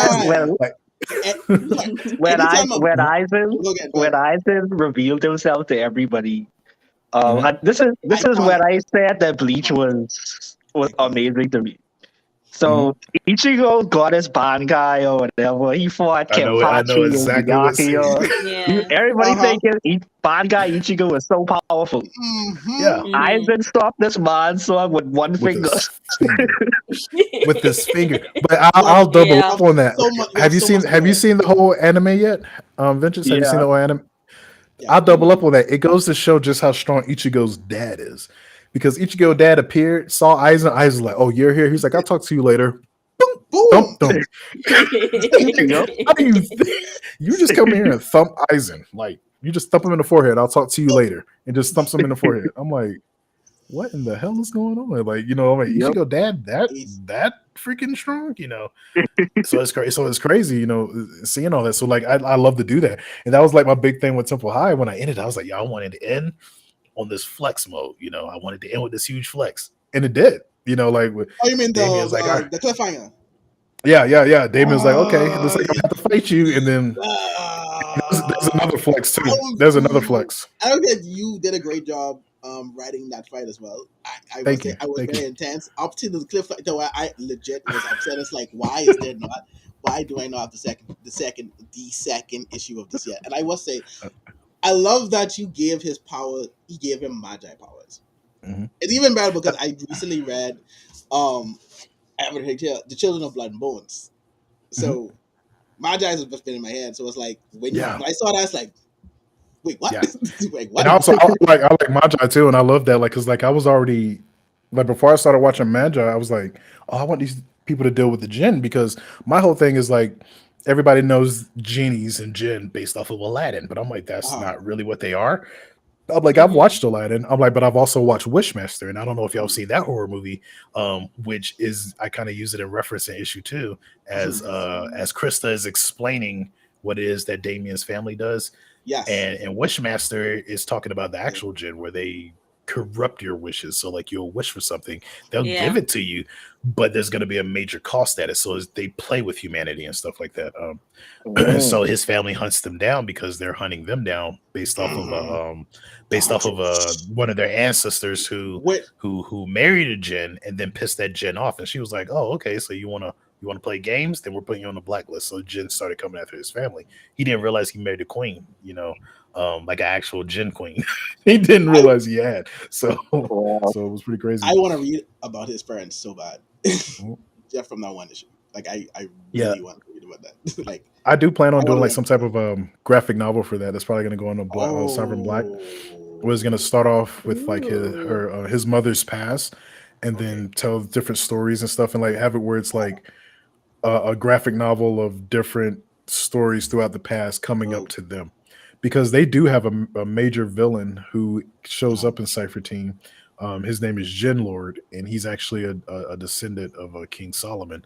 So he has Solomon's ring, and so he controls like 6 different jinn. So he can control jinn because there's like I also do a lot of research with my stories, like science research and religious research and all of that stuff, because I know in the Quran it says that King Solomon controlled jinn because they believe in that, like in Islam and stuff, they believe in jinn. And then in the Holy Bible where it mentions King Solomon, it says that he was able to use the ring to control demons. So kind of the same, just different names. And so I just brought that back. It was like, okay, I'm gonna have it where he can control jinn, and this individual, Jin Lord, is a descendant of King Solomon, and he was like an archaeologist, and he went looking for the ring, found it, already had a jinn attached to it, and then he went and hunted down more jinn. So he's going after their family to get the jinn from them that they have, because his mother, Damien's mom, she has the king jinn, the king mineral jinn is what I call him, but he's like an earth jinn, and he's the king of the earth jinn, and his father has the queen of the fire jinn. And Damien's jinn, Sparky, if you can tell from Temple High, he's kind of an asshole. That dude was just clown. He was a clown to Damien the whole time. I love the personality of this character. But his jinn is is interesting. That's all I'm gonna say. Okay. Because he's not who he comes off as, and we'll find out later as time goes on. And that's the reason why he gives Damien so much a hard time, because he let Damien catch him. But this is gonna be more that comes out. So okay, I can't wait to see. Before I go on, do anyone else have a question? Here before. Go ahead. I did. It was something I noticed, because when I was reading Stars and I got to the end and I saw the splash page with all the comics that you have coming out, I noticed that in Cypher Team, to me it seemed as if the person who was on the cover of Temple I 1 was in Cypher Team as well. So that is Rhaenys. Oh. Yeah, that's Okay. Rhaenys. They just both have locks, but Damien's locks are more brown. Rhaenys's locks Yeah. are jet black. So they Okay. both have Okay. locks, but Damien's parents are in Cypher Team. Okay. So there's a Mm. character who's bald, and Hmm. then there's Yeah. Alchemy. She's the one who's silver. That Right. Alchemy is his mom, and the guy who Okay. controls flames, Fireblade, that's his dad. So they're in Nice. Cypher Team. Like, so they're part of Cypher Team Alpha, which they mentioned in Temple High because people found out, like, hey, your parents are such and such, and he's like, Oh. oh crap, because he knew the Oh, whole school was going to come after him when people found out. So, which they did. yeah, which they did. What's interesting to But say. I had a comment. The Shadow Nexus thing. When Mhm. the second they went into that place, I was like, Mhm. this is like a negative speed force type of thing or something. I thought that was so cool. Yeah, thank you. It's something that I wanted to do with my speedsters because I know, of course, the most popular speeds. I mean, people love Quicksilver. I like Quicksilver stuff too, but let's be real. The most popular speedsters is the Flash and the Flash family. Yeah, Yeah. So as without a I doubt, was building without them, a doubt. I was like, I want to do something different. Um, so I created different types of speeds. So with her, hers is speed of dark. Her Hmm. sister is in Temple High. I don't know if you caught who her Yes, sister is. I yeah, haven't I Yeah, read read the her Temple sister's reference. Run in yet, Temple but High. that's Uh, see. But I Oh, read the reference. I saw the so reference. yeah, but her sister's she has Uh, speed of light, and then there's another character in Temple High. I'm not going to say who it is, but there's another character in Temple High. She has speed of speed, and then there's going to be the speed of hmm, thought, speed of sight, like speed of quantum. Like there's all these different type of speeds speed of that they sight. have, Interesting. and it's like with all of these different speeds, it gives them additional powers. So like with her, she can control shadows and things like that, whereas her hmm. sister can form hard light and can bend light and things like that, and each one of them has their own thing. So like the one who has speed of sound, she could actually control sound. And I know like when I was mentioning to someone else, it was like, but speed of sound is slower than the other ones. I'm like, yeah, but if she can, I'm like, the whole body, because we got liquid in our body and our body reacts to different sounds and different notes and stuff like that. I'm like, so Hmm. imagine her being able to control sound. She could just break you down by hitting a certain, a certain, making a certain sound at a different, frequency that can make you pass out, make you throw up, make you have, dementia, make you have delusions, make you have Wow. all sorts of stuff, So that's kind of how they operate. That's cool. That's Mm-hmm. very in depth. So I like the detail with that too. thank you. Thank you. Thank Yeah, you. it's Yeah, I very did a very. lot of thought into it because I was gonna I was say like, I wanted to be different. I was like, I you put wanted to be a different. You know, you put so a lot of work into your series. Like that, thank you. the hard work Mm-hmm. shows. I will say that the Thank you. hard work definitely shows. The thought you Thank put you. in your story, which is great to see from definitely a lot of writers. The thought Thank you. put into the story and for everything to blend well and for the stories to connect in a way it makes sense. Thank you. And Thank you. it's Yeah, and I'm going to need you to send more copies to SJ because I got to read everything now. yeah, Like yes, we gonna make it happen. you told I this really, story I actually really want here to start reading that Temple I'm High hyped. now. I'm excited. I need to see what happens. Like and Yeah, it's a I was just simple sitting issue there this too. entire time saying to myself, "Man, why can't I read this like right now?" no, for real, and that Yeah. actually segues into something else that people have wanted, Mhm. and by people I mean me. When are we getting posters? Oh, Yes, so I posters are in need the posters. posters. store. Yeah, What? posters are in the They are store. Yeah, so like, yeah. I got 9 different posters in even the store. even posters of Is this. what I'm saying. This. I Yeah. think I have. Got a I poster don't of think I this have a stuff. poster of that yet, but I will be ordering some of those because I Oh, remember because SJ I told me I on love one of that your stuff so lives I much. mentioned that, and Yes. she was like, "Look," she was like, "They want posters." Like, all right, I'll get that one in there because I have that's one of the ones I don't have, but yeah, it'd be in the store soon. Okay. Um, yeah, I got like Mm. nine different posters in there, so including like even with the Ooh. Yellow Stigmata, like I have a reversible poster in there, which is like his Ooh. wanted poster. So one side is like an old Western style wanted poster, and then when you flip it over, is like a alien type, futuristic looking poster and stuff. So I know Ooh. when I Nice. was at my last con, people saw that and they loved the Western one. And then when I showed them the back, they was like, "Oh wow!" And one dude bought two. He was like, "I'm gonna get both because I want to be able to show both, be able to show both posters on the wall." So, Mm. but yeah, so they're there. There's a lot of apparel too. Like I built up the store a lot, so there's a lot of apparel in there. I got some stuff coming this month. I'm actually doing a pre-order for Temple High issue 2 this month. And I'm bringing actually this one right here. So this is like the holographic cover right here. Nice. I'm Ooh. bringing that back to do a pre-order on. So there's a That's nice. lot that's coming. There's a lot that's coming. You I'm are going to And a whole need bunch that of stores. holographic one you are very busy Yeah. actually. for sure. Yep. You are a very busy man. Yeah. You are very busy Oh man. yeah. Um, For me, like I love it. Like the more folks uh, tell me that they love it, it makes me want to do more.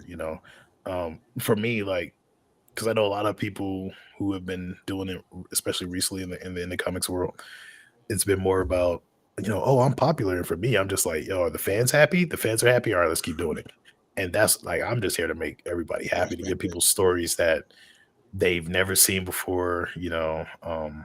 Things that are just different. But I think you're gonna like how Damien snaps in issue 2, and that yes, he I goes need to see. Zodi. I He need to goes see. Zodi for I real. need to see her put in her This man place. said Yeah, God. Oh because God. Right. I'll just say that you remember the Faraday cage in issue 1 To say it again. when she made the Faraday cage in Oh issue yeah, 1. yeah. I'll just say that you'll see it in issue 2. Like it's All right, it gets it gets all right. yep. So since you mentioned going to different cons and stuff like that, have you had a lot of instances where people have dressed up as some of your characters, and if so, how the the feeling of seeing that been like for you? Wait. Wait, what? Sorry about that. That was my kids. No, no problem, no problem, no problem. Sorry about So that. They were asking if I can get the asking if they can take the kid now. And I'm like, no, I'll leave the kid in here. So sorry about that. no, it's cool, it's cool. I was asking since you've been to so many different cons Mhm. with your comics and what's not, have you had a lot of instances where people have came as your characters? And if so, like how has that been for you to see? So like I will say this, like I know, SJ's cosplay my characters, MG's cosplay my Uh, characters. The most recent one that I've gone to was a KaiCon, and uh, that's when it was like, SJ, MG, Anubis, Asuna, Shigami, like so many different individuals came and they were dressed as my characters, and I'm just uh, like, oh wow, that's so dope. Like that's what I really felt, and I was like, holy crap, I've never experienced this before. Like it was crazy. But usually whenever I go to a regular con, like no one has actually come up to me like dressed as my character. However, people have seen the characters and they're like, oh wow, I want to cosplay mm, that character. And so it's like they've wanted to. Did they actually go forward and do it? I don't know.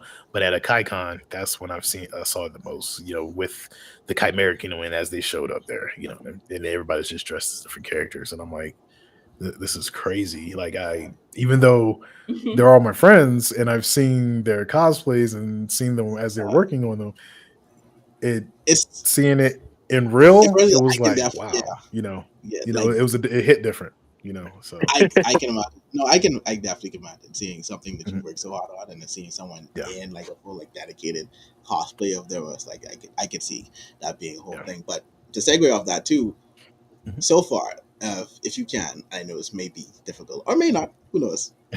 Who's been your favorite character to write so far? Oh Ooh. man. Honestly, that's always one of the hardest questions to answer because each character Give has their me, own thing that give me makes them three. fun to write. Give me three. Give you three. All right, Give I me would say um Tuskegee from Eyamo Stigmata. He's been a three. favorite Okay. to write. Um, Kunoichi has also been a favorite to write. Okay. And believe it or not, as far as Temple High, one of the favorite characters that I've had to write was Sayala, Sayala Sean. And she's the Ah. one who her code name is Venomous, but she's been my favorite to write because she has this, in a sense, kind of dual personality about her, where she's like this shy. She was the one who had like the Yeah. smaller letters, like all shy, and she's all shy and meek and I all this love the other parts stuff. you gave But her too. I'm like, this is a yeah, very deep yeah, contrast. yeah, exactly. So, but like if you back her in the corner, it's like Like, the oh my lizard God. brain, like the lizard brain, she's ready to fight. Like she's I like, can oh, see you being an okay, early favorite. yeah, you know. So it's so it's like she's fun to write too, just going back and forth from that. Because like in Mm, issue 2, you get to see more about her, and you get to because I know in issue 1 they mentioned that she had to leave in 8th grade she because of her, you know, going through puberty and stuff, like her hormones were off the charts. So because of that, she was developing new abilities. And there's a member who is part of Cypher Team Sigma, and she came and she was like, okay, I'm gonna take her with me. And you meet this character in issue 2 because she ends up being their homeroom teacher. Um, and she's dope. I just said she's a Gorgon, and I am gonna call her Medusa. I was thinking about giving her a new name, but I was like, nope, I'm gonna call her Medusa. She's a Gorgon, but she's not like Medusa. She doesn't have snakes. She's actually more jellyfish. So like the scientific name for a jellyfish is like Medusa something, but that's what she is. Yeah. She's more jellyfish. And she's no joke. She trains Cypher teams. So whenever they pick a team and they're like, hey, you're going to be a new Cypher team, she's the one that puts them through the crucible, in a sense, to make sure Wow. that they're the best. And you get to meet her in issue 2, and she's the one who trains. So like when you meet her, you're gonna be like, okay, I see who she's emulating. Because they're the exact same. You can tell that she rubbed off on her a lot. Like you can tell that she looks up to her. And I did that on purpose because that's one of the things I love about manga, is because when characters have an individual that they look up to, you notice they start acting like that mm, character a little more. And that's one of Yep. the reasons why, like with yeah. Ichigo, like after a while, he started thinking more because I like this guy. he started He gets it. yeah, Yes. he started looking up the, as he calls them, Hat and Claws. Had He claws. started looking, Mhm. yeah, he started looking up to him, and he noticed how he was just calculating and always thinking. So Ichigo started thinking after a while. In the beginning he really wasn't thinking, then eventually he started thinking because that's what he looked up Favorite to. force. Same thing like a Hunter x Hunter, with when Gon looking up to like the grand the guy who was over everything, so you want to be powerful like him. Mhm. And I wanted to do that with this character. Like I was like, I want her to have somebody who she looks up to. And that's when her name is Tira Najim is her actual name, but she goes, her code name is Medusa. So like when she brought her in to train her more, that's who she kind of started looking up to. She was like, oh, wow, okay. And she, in a sense, kind of molded herself behind her. It's like she's her own person, but she still kind of molded herself. So you get to see more of that in issue 2 as they talk about some things. But Tara is no joke, man. She's she is I'm looking forward to it. she's a homeroom teacher for homeroom teachers, and it is so funny because in manga they have these crazy homeroom teachers. That's My Hero exactly why I Academia. went to. Like yeah, like they have these Exactly. crazy homeroom teachers, and it's funny because like everybody's looking at her like SJMG, and some other like people who know manga, they were like, so you're gonna cover the eyes of the teacher? I'm like, yeah, why not? Why not send another badass eye covered teacher? So so it's like she has her, she's another, so she's gonna Oh stand man, beside that's Kashi and that's how everybody you, else, like these badass eye covered and that's how homeroom you know teachers. automatically she's super powerful. Once Yep, the eyes are that's how you know. covered, as a homeroom teacher, super powerful. Yep, she's powerful. And then she walks in all white. Like she has all white, and she has like Oh, this she's cape that she elite. wears. That Oh, she got she's like this elite. little Ooh. She's like this cooking. cape that she wears on the bottle. So when she fights, she'll like disconnect Uh, the cape. And like, man, she ain't Oh no shoot. joke. she's cooking. Bro. She's She ain't no cooking. joke. Mm. So she's something else. I can't wait for people to see her because I want to see what the reaction is. Because a lot of people love Kunoichi because they're like, man, Kunoichi is just, they're like, she's flames. Like she don't care. Like she's going after everybody. And I want to see what people think about Tira, and I also want to see what people think about Dean Rain, because you get to meet the Dean. Because in issue 1 she wasn't there, so she comes in issue 2, and her entrance, I had to make her flex. Mhm. And she does. She flexes. And it's crazy because there's something that's said. Like I said, I love to put things in the dialogue as I'm telling the story. Because, like I said, I Yeah. know there's a lot of people who love to read the story and figure things out. But there's something that is said in the dialogue where you realize just how powerful their Dean is. Because what she does, you're gonna be like, dang, that's kind of messed up. But then there's something that's said, and you're gonna be like, wow, she's that accurate. So it's crazy. It's crazy. So, but yeah, I think y'all will dig issue 2. All right, And then listen. also you get to learn a little bit more about Nomi. which is the student council president. You get to learn a little bit more Right. about her and what she Why went she's through, the way and why she's the way yeah, she is. Gotcha. I yep. think Because a lot of people was like, there's mhm, something there, but as yeah, of it's right always something. now, I just Mhm, need to see her. Get yeah, get yeah. knocked out just a bit, Oh yeah, just a she bit. does. And of course for her, because she's cocky and arrogant, she's gonna be. She's like, but Damien, Damien lets her know, like, hey, I'm a freshman, but we ain't gonna be doing this. I Like, got we ain't gonna be hers doing too. this, you know. I got So, hers that work as well. yep. But So it's pretty cool. that's dope. You actually answered a bit of what my next question to you was going to be in terms of Mhm, like kind of what were the pockets of storytelling you may have taken from the manga mhm, and the comics and stuff. But I guess you kind of like you touched on that. So mhm. what I will ask though, so far for you, what's been the most difficult story to write? That's kind of Mm, how it required you to put a little more thought into it. Like, I want this to I want this to go a certain way, and so the readers mhm, feel actually enjoy it and don't mhm. feel like it's kind of going off the rails a bit. Like I have to put Yeah. more time to this. So believe it or not, it was stars initially. Oh, really?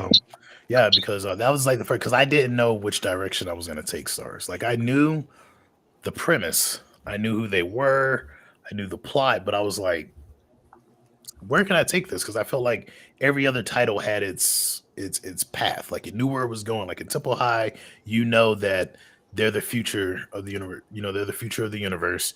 So I already knew. Okay, this is the path they're going. They're all coming to their own. They're gonna be either these great. And the thing too, like one of the things I like to separate, because some folks have read it and compared it to My Hero, and I would tell them, I'm like, hey, the only difference is this not hero school.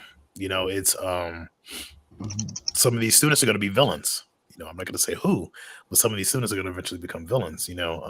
I mean, it kind of And some are going to shows be how heroes, it so on and went so down. forth. Yeah, It kind of you shows. can kind of see who's going to be the villains if you look at it. Um, and so like so like with that in Yamo Stigmata, you got this Tuskegee airman who's out in space. He's a bounty hunter. He has to go after the top 100 bounties in the galaxy. So I was like, that has his path. I know where it's going. But with stars, I was like, I don't know where this is going. Like I don't know. Okay, once they do Battle of the Bands and become popular as a band, they have their rogues gallery. I'm like, but where do I really want it to go? And then I was just sitting down talking to like SJ and MG, like we were just talking to Instagram, and then it just hit, and I'm like, because they love the dynamic between the girls, how they're always joking with each other. Because like I think that's probably Temple High and Stars are probably the two comedic ones. I think they probably have the most comedy in them. Yeah, yeah. Um, Especially and stars. so yeah, Yeah. yeah, especially Especially stars. Yeah, stars. especially stars. And that's what a lot of people love. They love that wackiness. They Yeah. love that comedicness. They love how the girls interact with each other and joke each other. And then it was like everything started paying. I was like, okay, now I know where I'm gonna take it. So that story is, without it getting crazy, it has some stuff coming that's just gonna be wild, but it's still gonna feel like stars. It's gonna be in their wheelhouse what you've felt in issue one, what you're gonna feel in issue two, but it's gonna be, now I have a path for them. And now I would say the hardest thing for me to probably write would be Cypher Team. And it's not because I don't have a path for it, because Cypher Team's path is Infinite Rain, which is the story that I told you about that I Right. wrote first. So that Cypher Yeah. Team is on the way there. That's where that goes to. But I was noticing like some folks weren't really picking it up because they'll see it and think superhero, but they aren't really superhero. So I'm just like figuring stuff out. I'm like, okay, I got to figure out their tone so folks can look at it and be like, oh, this is not superhero. They just have powers, but these individuals, they don't play. So that's kind of where I'm at with that. And I figured it out. But yeah, initially it was stars, and then it became a Cypher Team. But as far as like Temple High and the Almost Stigmata, those are easy to write. Like Almost Stigmata is easy to write. Like I know where it's going. Um, Same thing with Temple High. Temple High is easy to write. Um, like I'm about to start with issue three, and issue three gets wild. Like it gets crazy. It gets crazy. So it's fun when it gets crazy. So You already got me excited for issue 3, and I haven't read issue 2 yet. You hadn't read issue 2 yet. Ooh. Well, pre-warning. Oh I'm boy. sorry. Issue 2 starts on a cliffhanger. Oh, So now, Jesus. now we got. Stops on a cliffhanger. Stops on a cliffhanger. You're gonna be like, I don't know what? what to tell you. You have to throw hands, because why are you doing this to me? You already left me on one cliffhanger. Why are you saying? And the But, cliffhanger for issue 2 is gonna make people be like, "Oh, you wrong for that one. Like you real wrong for leaving us on that one," because it gets oh my god. pretty dope. Oh my god. Oh my god. It's pretty dope. So Since we've had you there, it's a very extensive conversation, which I've enjoyed a lot. Honestly, it's been Damn. me too. Very, yeah. the creative thought Thank you. process behind your work and how you came about with the story in itself, which is expansive. You're insane, by the way. You're a sociopath. You're a psychopath. I just want to judge it on there. It's like I don't know how that entire story in your brain and connect all the dots back that leads to one singular point in the future, and you starting off the past with like different. Oh, it's hard. It's hard. I'm not even gonna lie. It's hard. It's like, but I do have my favorite thing is I have OneNote, and so like a lot of my stuff goes in OneNote. Like I just have like all these different things. Like when I say there's a lot coming that people haven't seen, like there's a lot coming. Like you're gonna see different types of villains. Like it's so much stuff coming. Oh, I'm like, excited about this. I'm excited to see Ooh. the kind of villains you write. No lie. And there's Very like there's excited. alternate universes. Like there's alternate universes and things like that. Like actually one of the characters, I'm not gonna say who he is, but one of the characters, I don't think he mentioned it in Simple High issue 1. No, I don't think he mentioned it, but he's from an alternate universe. So one of the characters in there. So all right. See, and that's gonna be one of the first alternate universes that we find, and one of the first ones, that they find, and one of the first ones they actually kind of go to war with is gonna be massive. Because they used to be on the main Earth, but then they decided to leave. They found out about alternate universes, and they found a place that would fend for them more, and so they picked up their entire city and left. And there's all sorts of myths and things like that, actual myths. So you might start figuring out who that character is, but there's actual myths in real life that pertain to cities and things like that disappearing. And so, like, this city is an alternate universe. This guy created his own multiverse of madness. This is wild. I can't believe it. But before we let you go, there's one more question I wanted to ask. And when we ask all our guests who come onto the pod, because we are an anime pod. So it's very important for us to know, to gauge and to get your. No, it's not what you think, April. And I feel like I know what you think, but it's not what you think. Just to gauge your character a bit. So all I'm going to do is ask, personally, your personal top 5 animes. Personal top 5 animes. So I'm gonna do this based off of rewatchability, meaning I can go back and rewatch it with no problems. Okay, I like so that. of course, Bleach is in there. You can stop right there. You don't have to say anything else. Wow. I was actually watching Bleach whenever you text me. It was like, hey, we're still, you can use the same link. I was sitting down watching Bleach because I'm rewatching it to get ready for the 1,000-Year Blood War arc, because I am so ready for the 1,000-Year Blood War arc. I knew it was something about your vibe that I just instantly like. It makes sense now. You are a fellow Bleach fan, and I love it. Wow. You'll never hear the number 4. What else? So Yu Yu Hakusho is another one that's up there. Respectable. Yu Yu Hakusho. What else? Gantz. I don't know if you've ever seen Gantz, but that's in there. Yeah. Another one of the ones that like was a guilty pleasure for me, and I watched it while I was deployed, because I was watching Bleach while I was deployed, which is the reason why Bleach has a special place in my heart. But this anime I was watching while I was deployed also is called Hell Girl. I don't know if y'all ever seen that. I know what that is. Hell Girl. Yes. Yeah, it's dope. That's so that has a special place in my heart too. That's all right. That's not one I hear often. Okay. And then let me see. What else? What's one of my other favorites? I'm trying to think.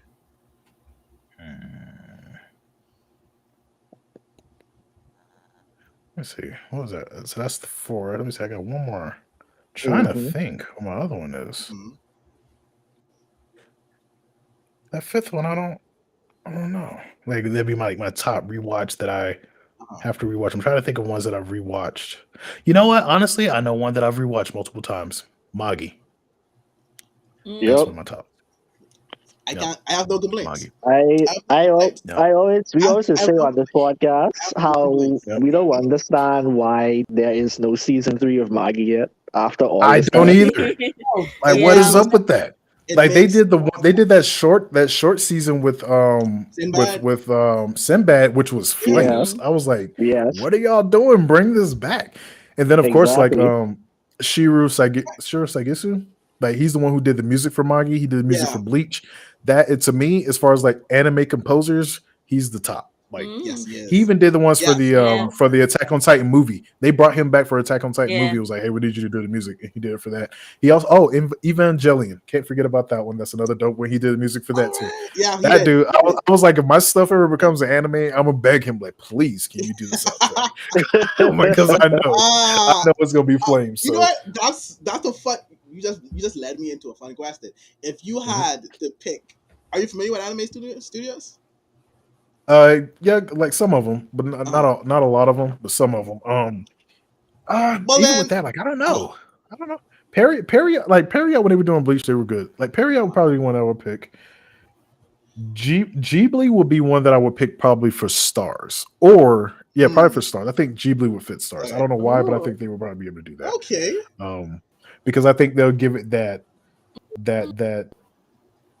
they'll probably give it that magical girl vibe, I think.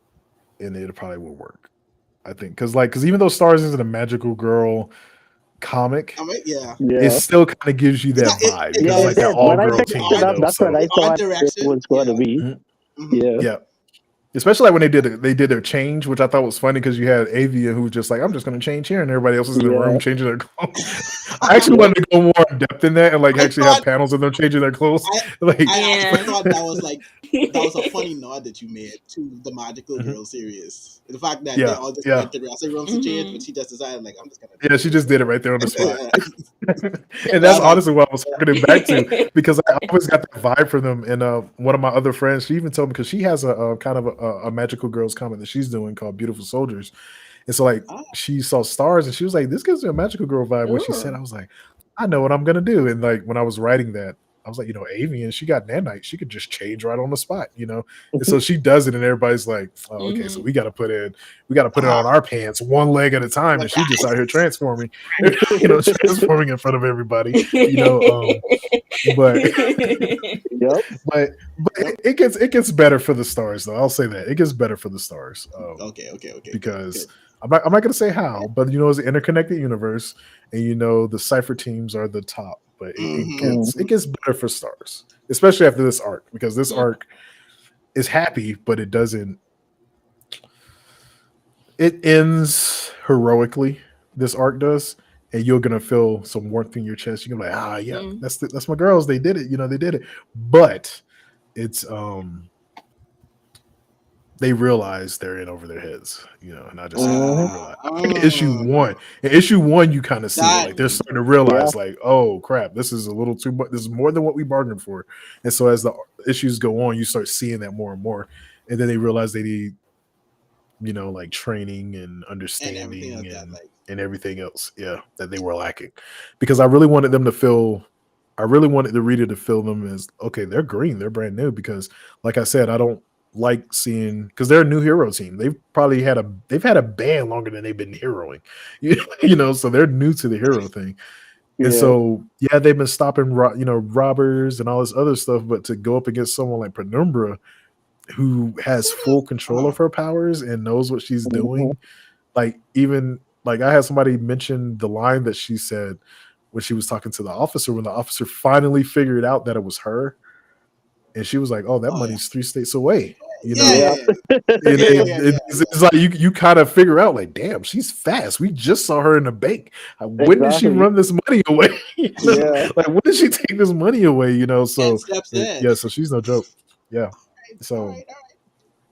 but We'll Google that. but yeah. That's all right. So Yeah. bonus question. Mhm. Mhm. Current fave manga. Fave manga. Just Fave for Sorry, refinished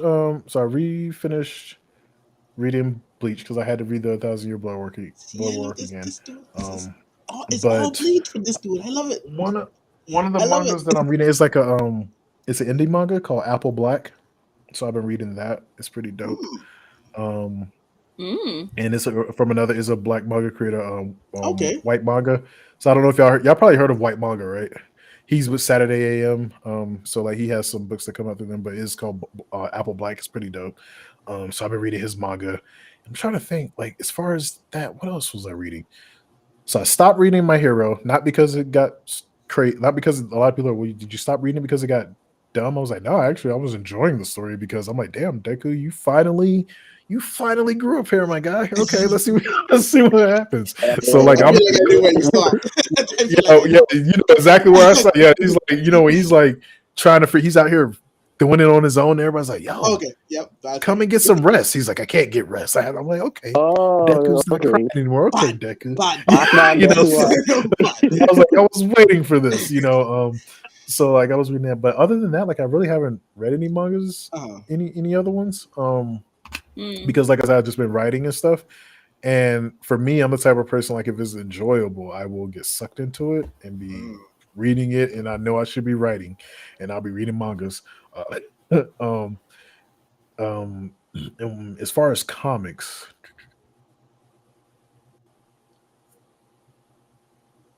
I'm not gonna say my own. That's egotistical. Listen, promote yourself. I have no problem. Like, promote yourself. Like, love But yeah, yourself, child. Love yourself. yeah, love like, your work, bro. right now, yeah, like right now, honestly, mine, like because I'm about to reread them because honestly, I'm not gonna lie, like I had to reread them because at one point, we're all human, we all go have our ups and downs and stuff like that, and I was going through a down point, and I kind of forgot why I was doing it because I was still went back to that whole vibe of, why aren't more people picking them up, and it happens, but I ended up reading because like everybody had the everybody was reading Arisha Exos, the manga version, while we were at the KaiCon, and they were sitting there reading. It was like, yo, this is dope. Like, we had no idea. Like, SJ read it, Anubis read it, the MG read hers later, and it was like, yo, we had no idea this book was like this. And so I just sat down. I was like, I'm gonna read that when I get back home. So I made the trip all the way from Tennessee back to Colorado, and I just sat in my room and read it, and I was like, this is why I do this.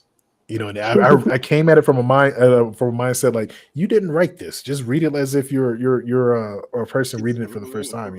Consumer, yeah. And that's how I was reading it. And I was like, this is. And at the end, I was like, this is why you do this. I'm like, you create a world that people actually enjoy being part of.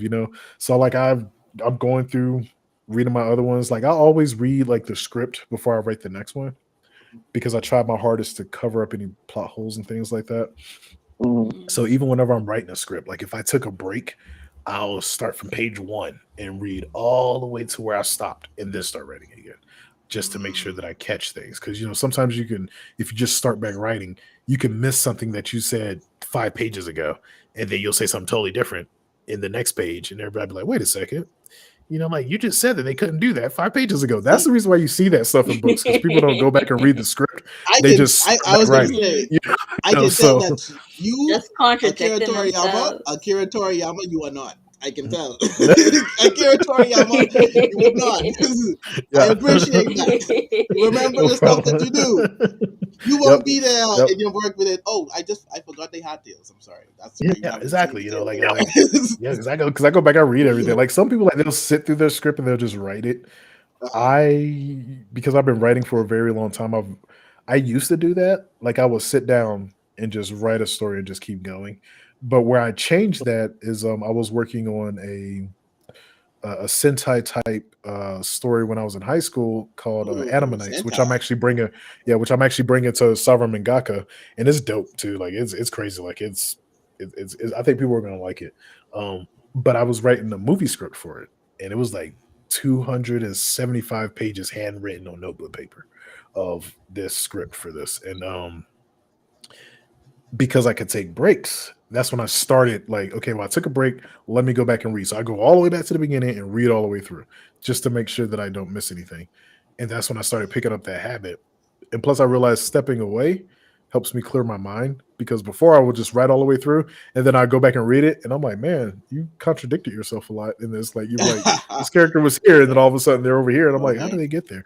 So that's when I really picked up that habit of doing that. And I think that's what a lot of people do. They either write through the script in one sitting and then read it afterwards and like, oh, it's good, and don't make any edits, or they'll take a break and then don't read what they wrote before they start writing it again. And then a lot of people are very clumsy with editing. Editing is hard, is boring, so a lot of people are just like, I'm not going to do that. But it causes problems if you don't. Like, it causes so many problems if you don't. Enough. So, yep. But yeah, as far as comics, other than mine, I can tell you what comics I'm collecting. Sure, go ahead. I'm collecting like all the milestone graded comics. So I'm getting like the original milestone from the 90s. So I'm going through collecting those graded, and then I'm also collecting the entire Spawn run.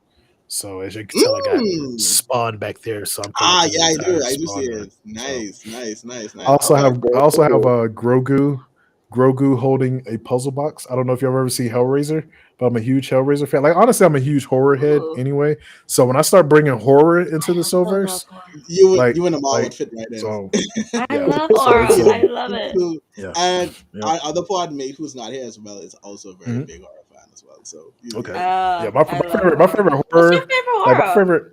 My favorite horror movie is Hellraiser. That's my favorite horror movie of all. It's Hellraiser. My favorite horror writer, of course, is Stephen King. I've been reading Stephen King quite literally since elementary school. Like, I've been reading his books. Like, I was reading Firestarter in fourth grade. I was reading Firestarter. So, what? My teacher's like, why are you reading this? My mom, she realized that I like Stephen King because like, her favorite movie from Stephen King was The Stand. So like, I sat down and watched that with her, but then she saw that I was watching Firestarter. She saw that I liked it, and she was just like, he's a real Stephen King fan. And then when she found out that I could write, because of my first grade class, we had a writing assignment. And even then, like, the teachers was like, wow, he's beyond gifted as far as writing. And like, I wrote a story that was similar to like Invasion of the Body Snatchers. And like, this kid, like, he was the only normal one left. So like, we're following this kid and everybody's acting weird and stuff like that, like an Invasion of Body Snatchers.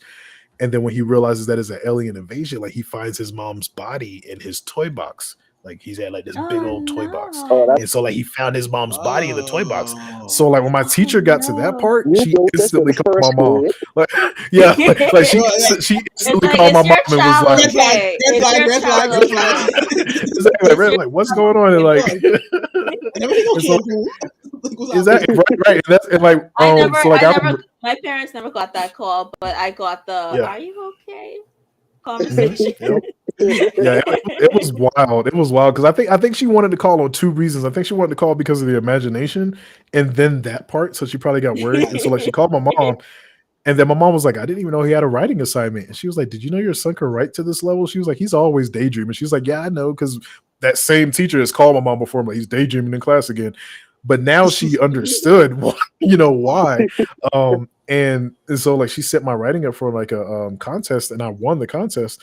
And so it was crazy, So since then, I think my mom saw that. She was like, okay, you have a gift here. And she started giving me, like, she noticed I love Stephen King. So that was like the first book she got me. And then I read that. And then eventually she got me It and all the other books, because like, she wanted to make sure that they were all levels. She eventually got me Stan, but Stan, I don't know if y'all seen the book for Stan, but that book is like the Bible. That book is so thick. That book is so thick, man. It can't possibly be thicker than I have the book once. I don't know if you're familiar with the Aragon series, but I love fantastical stuff like that. Yeah, Aragon did have some thick books. Wrist Singer was one of the I never touched books I've ever read. That thing is massive. Aragon has some real thick books. But yeah, the Stand was freaking. I don't even think I finished reading the Stand because it was so thick. And then so I was just like, wow. And but then also I even have Stephen King's book over here, his book on writing, which I already read, but I'm gonna read it again because like, he was a, like, as far as like people who were like the people who I said I had to meet before I die, it was like before they die, because they're all older than me. with Mm-hmm. Stan Lee, which I didn't get to meet, Oh unfortunately. yeah. Also, Dwayne McDuffie. He was another one I had to meet, but I didn't get to meet him, and he died, unfortunately. But it's like Stephen King and Todd McFarlane are like the last two left. So I'm like, I Mm. Yeah. gotta meet. I'm like, I gotta meet these two before they die. Like, I have to meet them. So it's like those are like my four. I was like, I gotta meet them in life. But two of them passed, and those are like the last two.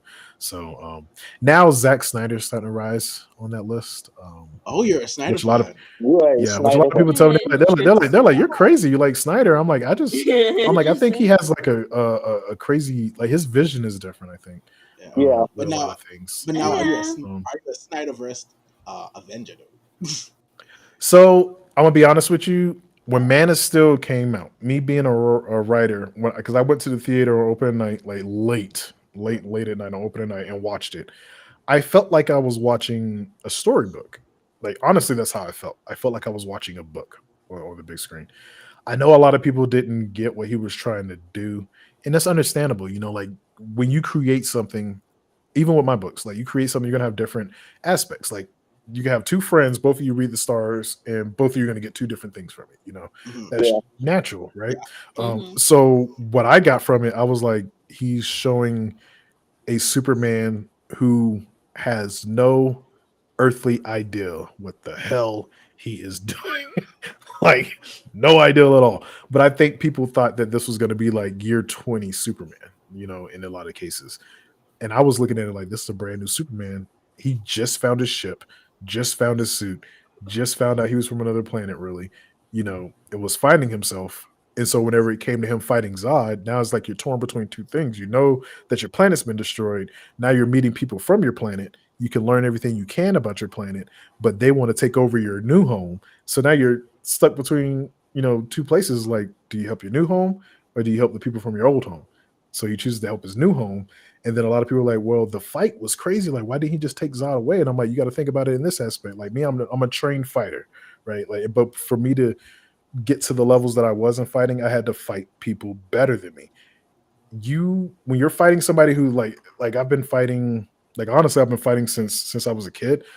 But if I were to fight, let's say Bruce Lee was still alive, Yeah. right? Me and Bruce Lee have equal strength. Bruce Lee has been fighting way longer than I have. If we had equal strength, Bruce Lee would kick my ass, Mm. even if we had Mm. equal strength. Yeah. So Mhm. when you look at the Makes sense. Zod and Superman fight, Zod was a war general. He's been doing it longer than Superman. So it Yeah. made sense that he Yeah. was handing Superman his ass because Superman was new. Zod's been doing it forever. So it made sense that that fight was like that. And I think a lot of people were thinking about comic book Superman and what he is now as far as Pinnacle, not what Mhm. he was when he first started out. And I think that's where a lot of people kind of, because some people are like, well, why did he just fly him to the moon? I'm like, first off, they got the same amount, you got the same ability. You're dealing with somebody who's been fighting for decades. You're dealing with somebody who's Mm-hmm. just new. If he would have tried to fly him to the moon, Zod would have punched him in the throat. Like, let's be real. Like, he would have fought him back. He wouldn't have let that happen. Just like there was a part in the movie too where they're flying through the city. You see Superman trying to fly out of the city because he even says, I got to get out of here because the city's Yeah. being Yeah. destroyed. Right. And he's Yeah. flying through the city. But every time he Yeah. flies through, you see Zod grab him by the cape and pull him right back to the city because Zod was using this city as mental, as like to destroy him mentally. So Mhm. he kept pulling him back into the city even though he was trying to leave. So those are things that I, as a writer, that I caught on to. So I was like, okay, I see what you're doing. I get it. A lot of people Mm-hmm. didn't like it, like I said, because they were thinking, "Oh, this is going to be New Age Superman." It's like, no, it's an origin story, and I like the way Zach did it. But then, of course, as the movie started going on, like with a lot of it was Warner Brothers' fault too, because they were trying to catch up with Marvel, which I think they shouldn't have done that. I think they should have just kept Agreed. letting him do what he Mhm. was going to do. Agreed. Because when you read his plan and what he had planned out, he had planned for like a 5 movies. That's all he wanted to do was just 5 movies. It's gonna be Man of Steel, and then he was gonna I think he wanted to do some type of Batman movie, and then he wanted to Yeah. do Justice League and do a Man of Steel 2, and then do a final Justice League. And he was gonna be done, you know. But they were like, hey, let's do Batman v Superman. And that was a studio trying to catch up to Marvel and all that other Yeah. stuff, Yeah. which really messed up a lot of things. what I believe, like I don't think he's coming back personally. So it's Neither do like, I. you know, I think I enjoy what, that bridge is yeah, burned, in my because yeah, exactly. That bridge is burned, and that's how I look at it. I'm like, if he comes back, he's gonna ask for a stack, and I don't blame him for what he Yeah. went through. I wouldn't blame him if he was like, if y'all want me back, you're gonna pay me 500 million. I do not. I wouldn't blame him if he asked for that. But I don't think he's coming back, and I'm just enjoying what he did. I just wish they would have let him finish it, and then we could have figured out at the end: did this suck or was it good? Then we could have figured it out at the end if they would have just let him finish it. I could agree But I with love the that. dude's fight. Yeah, I love the dude's fight scenes. Like, think about 300, what he did with that. Like, the fighting Yeah. in Yeah. 300 was insane. Yes. You know, so it's like, and that's what I look at, because like the fights that I have on my comics and stuff that are coming, I'm like, I would love to have his style on those fights, like just to see what he can do, you know, with that. And I've also thought of like Ryan Coogler. He would be one that I would love to probably get on something. Like, I would like Ryan Coogler to do a Yamo Stigmata, to be honest. I think could he see would. it. I think he would. I He can would see that. snap on the Yamo Stigmata, you know, if he did that. So From what you but yeah, described, so, I can see that. I can see that a lot. yeah, yeah. Yeah, that So makes a lot of sense. Okay, all right. Yep. Like your insights a lot. thank you. Yeah, Pretty dope. especially the breakdown of the Man of Steel, because Yep. personally I enjoyed Man of Steel. I know a lot of people like I this. did. Most of it was in a whole Superman killing thing aspect as well. Yeah. You And like, like it. But I was always a Man of Steel apologist. Now, Batman vs Superman, Justice League, yeah, that's a different story. yeah, But I do think that first Justice League one was like. Have you seen the new one? Have you seen like Zack Snyder's version? oh, I love that Justice League? version. That I was love that version. infinitely better. Because his I version love that destroys the first one that I came. The one that love came. his version. I'm like that. His version makes sense. Yeah, it's like everything, like all the questions everyone had in his version, they answered all of them. Yep. They're like, why is Lois out there? And then you find out in his movie is because Lex purposely put her out there. Like, he made Lex look more like a mastermind. In the first movie, Yes. Lex looked like a bumbling idiot, like a little kid. But he made Lex look more like a mastermind. And I was like, man, you know. But yeah. Yeah, but like you said, trying to catch up with Marvel, and so that just kind of destroyed. So I hope It destroys her. That's why I'm like, even though this new owner. We'll see. yeah. We'll see what they do with this new I was owner. just He's gonna say- canceling everything. Yeah. every last Everything. thing, every single thing, except for Flash. But I understand why they need Flash. Yeah, but yeah. It makes sense. It makes sense. Capture out the bodies. He knows where the bodies are. Yeah. Maybe he is canceling things for a reason, guess. you know. No, he is. He is Because canceling things to where in it the feels words like of Vicky, quality over quantity. Like, that's kind of like, I mean, I see how, like, you know, MCU is announced like this huge, like when they keep announcing like their huge amount of titles, I'm like, okay, it's like it's a lot, but then how much of all of these are gonna be good? Yeah. Well, that's why I like the earlier MCU, like I think up to Infinity War and then last movie, Endgame. I think that version of MCU is gone. Yeah, it is. No, it is. It is. I think Yeah. people have to realize that as well, because we're moving into a different space and we're telling a different story. Especially with Disney Plus, certain things, right? And we have the privilege of using shows to also flex. So that version is definitely gone. Yeah, that version is gone. So I definitely think it's more so than the first part of the MCU. This part is definitely more of a, you have to wait and see how the bigger picture of everything unfolds. Yeah, I that's what a lot of it's going to be. Yeah. And like for me being like like I said, I've been reading comics since I was young, so I'm like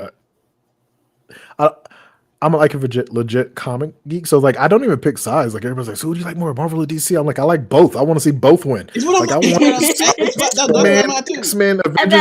I want all of them on the big screen. As long as it's done good, as long as it's done well, has a good story, I'm down for whatever. Like, I'm down for it. Yep. Right. Exactly. That's how I see it. Like, I want to see it all. Like, I want to see it all. Like, I want to see characters. Like, I eventually want them to do a Wildcat. Like, I don't know if y'all have ever read Wildcats from Wildstorm. But that's one of the things that I tell people that Cypher Team is similar to. It's similar to Wildcats, because Wildcats was kind of like, so that was Jim Lee's early creations. whenever they did their whole image thing. So Right. Cypher Team is very similar to that. It's just that Wildcats, they focus more, they were like this espionage team and stuff, but they focus more on aliens. Whereas with Cypher Team, they do fight aliens, but they also fight terrestrial threats, and they're like the special forces team that will kill the villain if they need to, you know. Um, but I want to see, honestly, if they can make every comic, a lot of these comics in the movies, Yeah. I'm game for it. You know, I'm game for it. Like I'll watch it, and my rule is I give it 3 episodes. If you're a TV show, I give you 3 episodes. You don't Yeah. capture me in 3 3 episode episodes, rule. I'm out. I have a Yeah, four. you know. I have a 4. I feel like by the I'm fourth, You I'm a 4? 3 Okay. episodes. I'm a Okay. 4. I'm I'm 3 a 4 episodes. person. 3 episodes is enough for you to introduce your characters and plot. Yeah, exactly. Yeah. You know, like a lot of people are mad at She-Hulk, but you know what I feel about She-Hulk? I'm She-Hulk loving reminds me of She-Hulk. like it I reminds me of like what? a 90s sitcom. That's what I feel like. Yes. Like Yeah. that's what I feel with She-Hulk. You know, I it reminds me of a 90s sitcom. oh And that's what I man, get from it. you. That's what I get from it. This part is You already know. long, So and I don't want to get started on it, but I feel like obviously a lot of people are being idiots when it comes to being idiots when it comes to She-Hulk, and the critique Yeah. about it is what's one thing if you don't like a particular style, but it's another Yeah. to entirely miss what the show is. Yeah. And if Yeah, right, exactly. and you're not, and a lot of people aren't judging it based on what the show is intended to be. It's doing what it's Yeah. intended to do. It's Yep. meant to be a certain way and portrayed to a certain way. Yeah. Mhm. So that's Yep. you. I don't And understand. that's It's what like it a I it's just don't supposed to be understand. like a fun little lawyer show, like a nice comedic lawyer show. It's That's sick, what y'all. it's mostly And it's is. doing it well. Exactly. And I've Yeah. actually said Mhm. like each episode has gotten better. But I've legit now the first episode, I would say the jokes didn't quite land as much Yeah. for me. But No. the next two was like, yo, this is working. They're doing it. Yeah. It's like I can see it felt where like it they is. found their footing. Yeah, Right. it felt like they found what they were. They was like instead of they it was like somebody sat down and was like, you know what? This isn't serious because the She-Hulk comics really weren't Yeah. hyper Thank serious you. either. And that's You another know, thing. so Like a lot of They wall weren't. breaking was in the She-Hulk comic. Yeah. Yep. So it's like they realized it was like let's make it more sitcom like because that's what I feel like. It's not like you know in sitcoms where each episode is something different. Like you're still telling a connected story, Yeah. but it Yeah. still feels like a sitcom. You know, it feels like something like you would watch like kind of like Friends or Night Court, or if anybody ever seen like those old '90s court related type comedy type series. Yeah.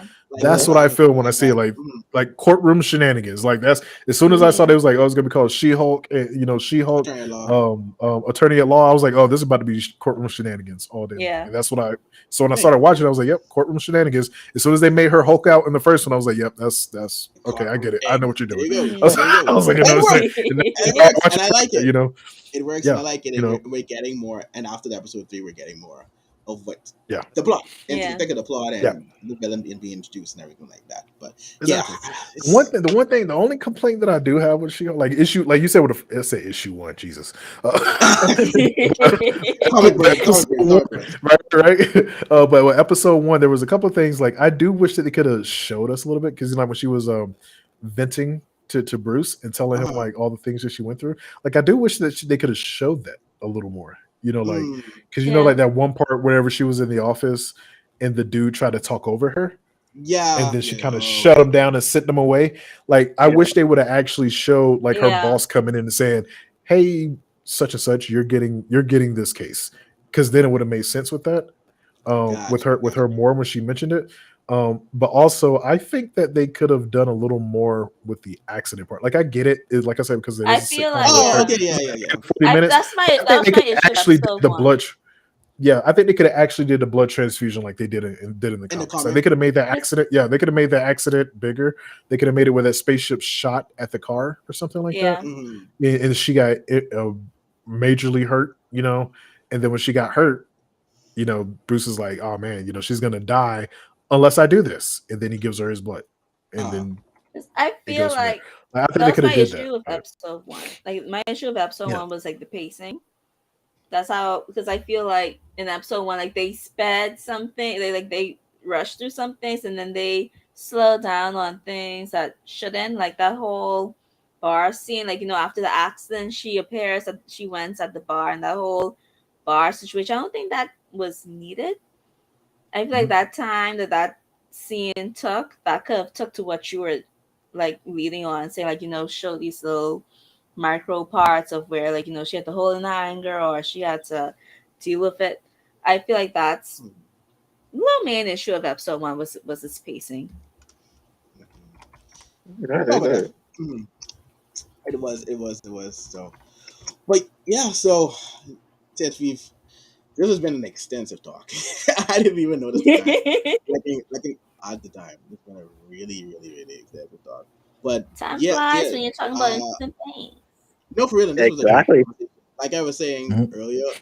I appreciate you coming on, especially No since problem. we've been talking about this for a while, and Yeah, I'm we have. finally No problem. getting able to do Yeah. it. Again, love learning about the thought process of writing your comics, the inspiration behind them, just hearing your growth with them and how everything is going on that side. And obviously, I wish you nothing but the best. And I love Thank you.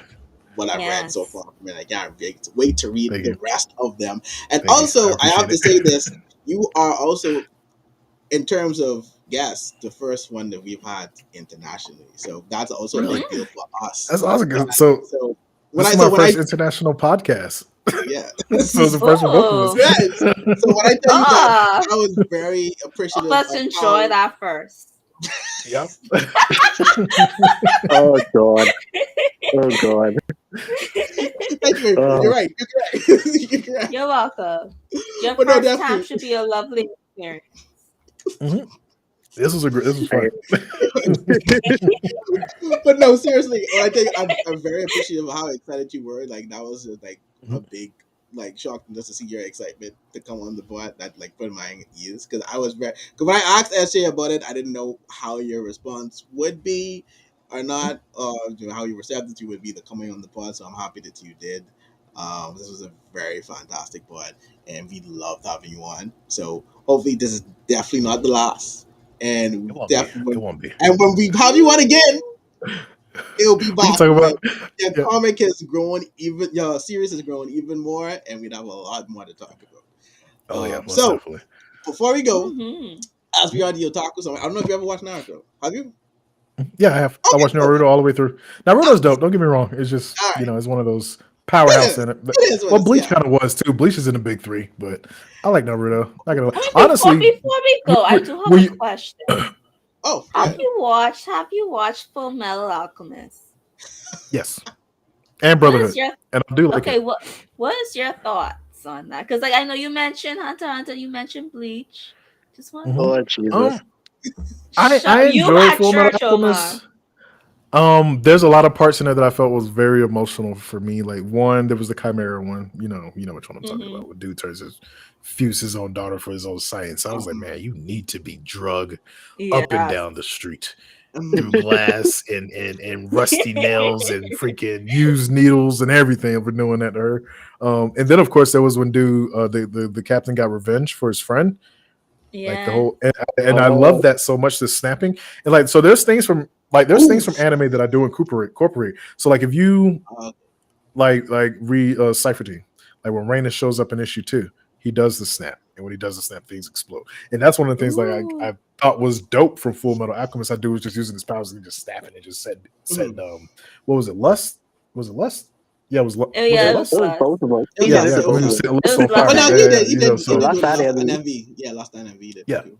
listening. Yeah, so it was like, I was like, that was clean. Like I enjoy like that how you did that power. So yeah, and so there are some things that I pull from Full Metal Alchemist.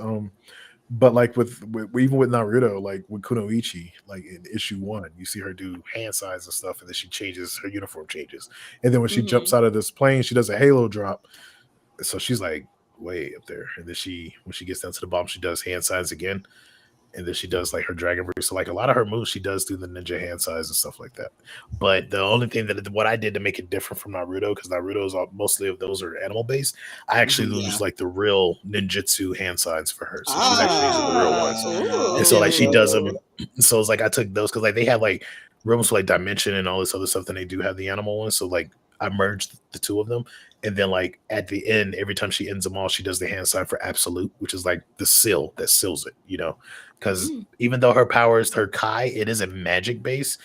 It's soul. It's like a soul energy, or like using your inner energy. So she treats it magically in a sense. Like everybody who does that, they treat it magically.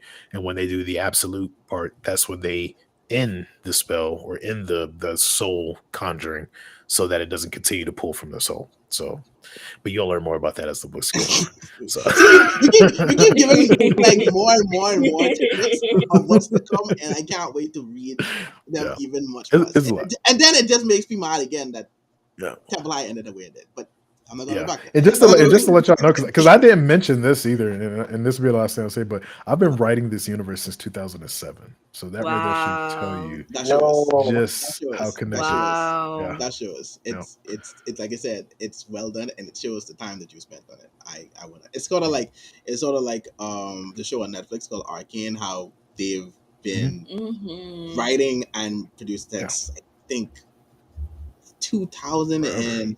It was very long, Yeah. and it showed when it released. It's like it showed Yeah. that Yes. extensive time was placed on it. So, like I said, Exactly. your comic, your work, the writing, everything, it shows that extensive time was placed on Thank this you. before I gave it out to the world. I can't. Yeah, thank you. Yeah, because it was. I was like, It I is like so- published my first book almost 10 years after I started writing. It was like 2016 was out of published my first book, but the main books didn't. The first one didn't publish till 2017. So, like because the first one I published was Arisha Exos in comic form, and then I published I think Cypher Team issue 1 or Stars. Mhm. It was one. No, it was Cypher Team issue 1, and I published that in 2007. Yeah, 2017. So yeah, it was 10 years. Like, and then I was like, all right, it's time. And then yeah, so by 2027, it's gonna be so much more. You're gonna have so going much on. stuff. Yeah, it's So gonna be crazy. by the time people can have Yep. actual collections of your stuff, Mhm. you can release Yep, box sets. that's what if I'm you looking want. forward to. Yep, that's what I'm looking Well forward done. to. Just Well done. But yes, so like I said, right.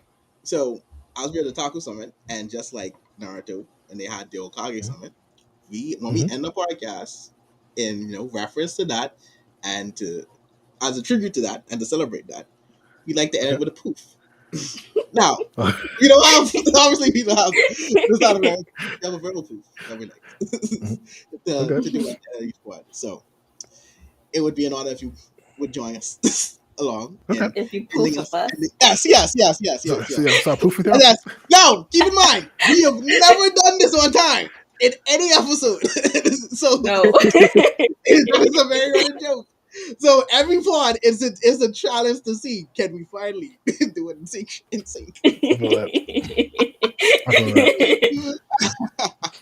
So with that being said, this has been another episode of the Otaku Summit, episode 44. And once again, we were happy to have Tara Summary Comics to be on the podcast with us to share a lot about his comics. Definitely. Let the people know where can they your find socials, where to find you. Can't leave without them knowing where to discover all of these comics we talked about, which are really good. So you guys need to check them out immediately. So if you want to visit the store, go to shop.sovereigncomics SOVEREIGN comics.com. That takes you straight to my store. My website is www.sovereigncomics.com. You can find me on Instagram, TikTok, Facebook, YouTube, Twitter, all under @SovereignComics. The best way to look for it, just look for the orange lion head, which is actually a chimera, but look for the orange lion head with the purple backdrop.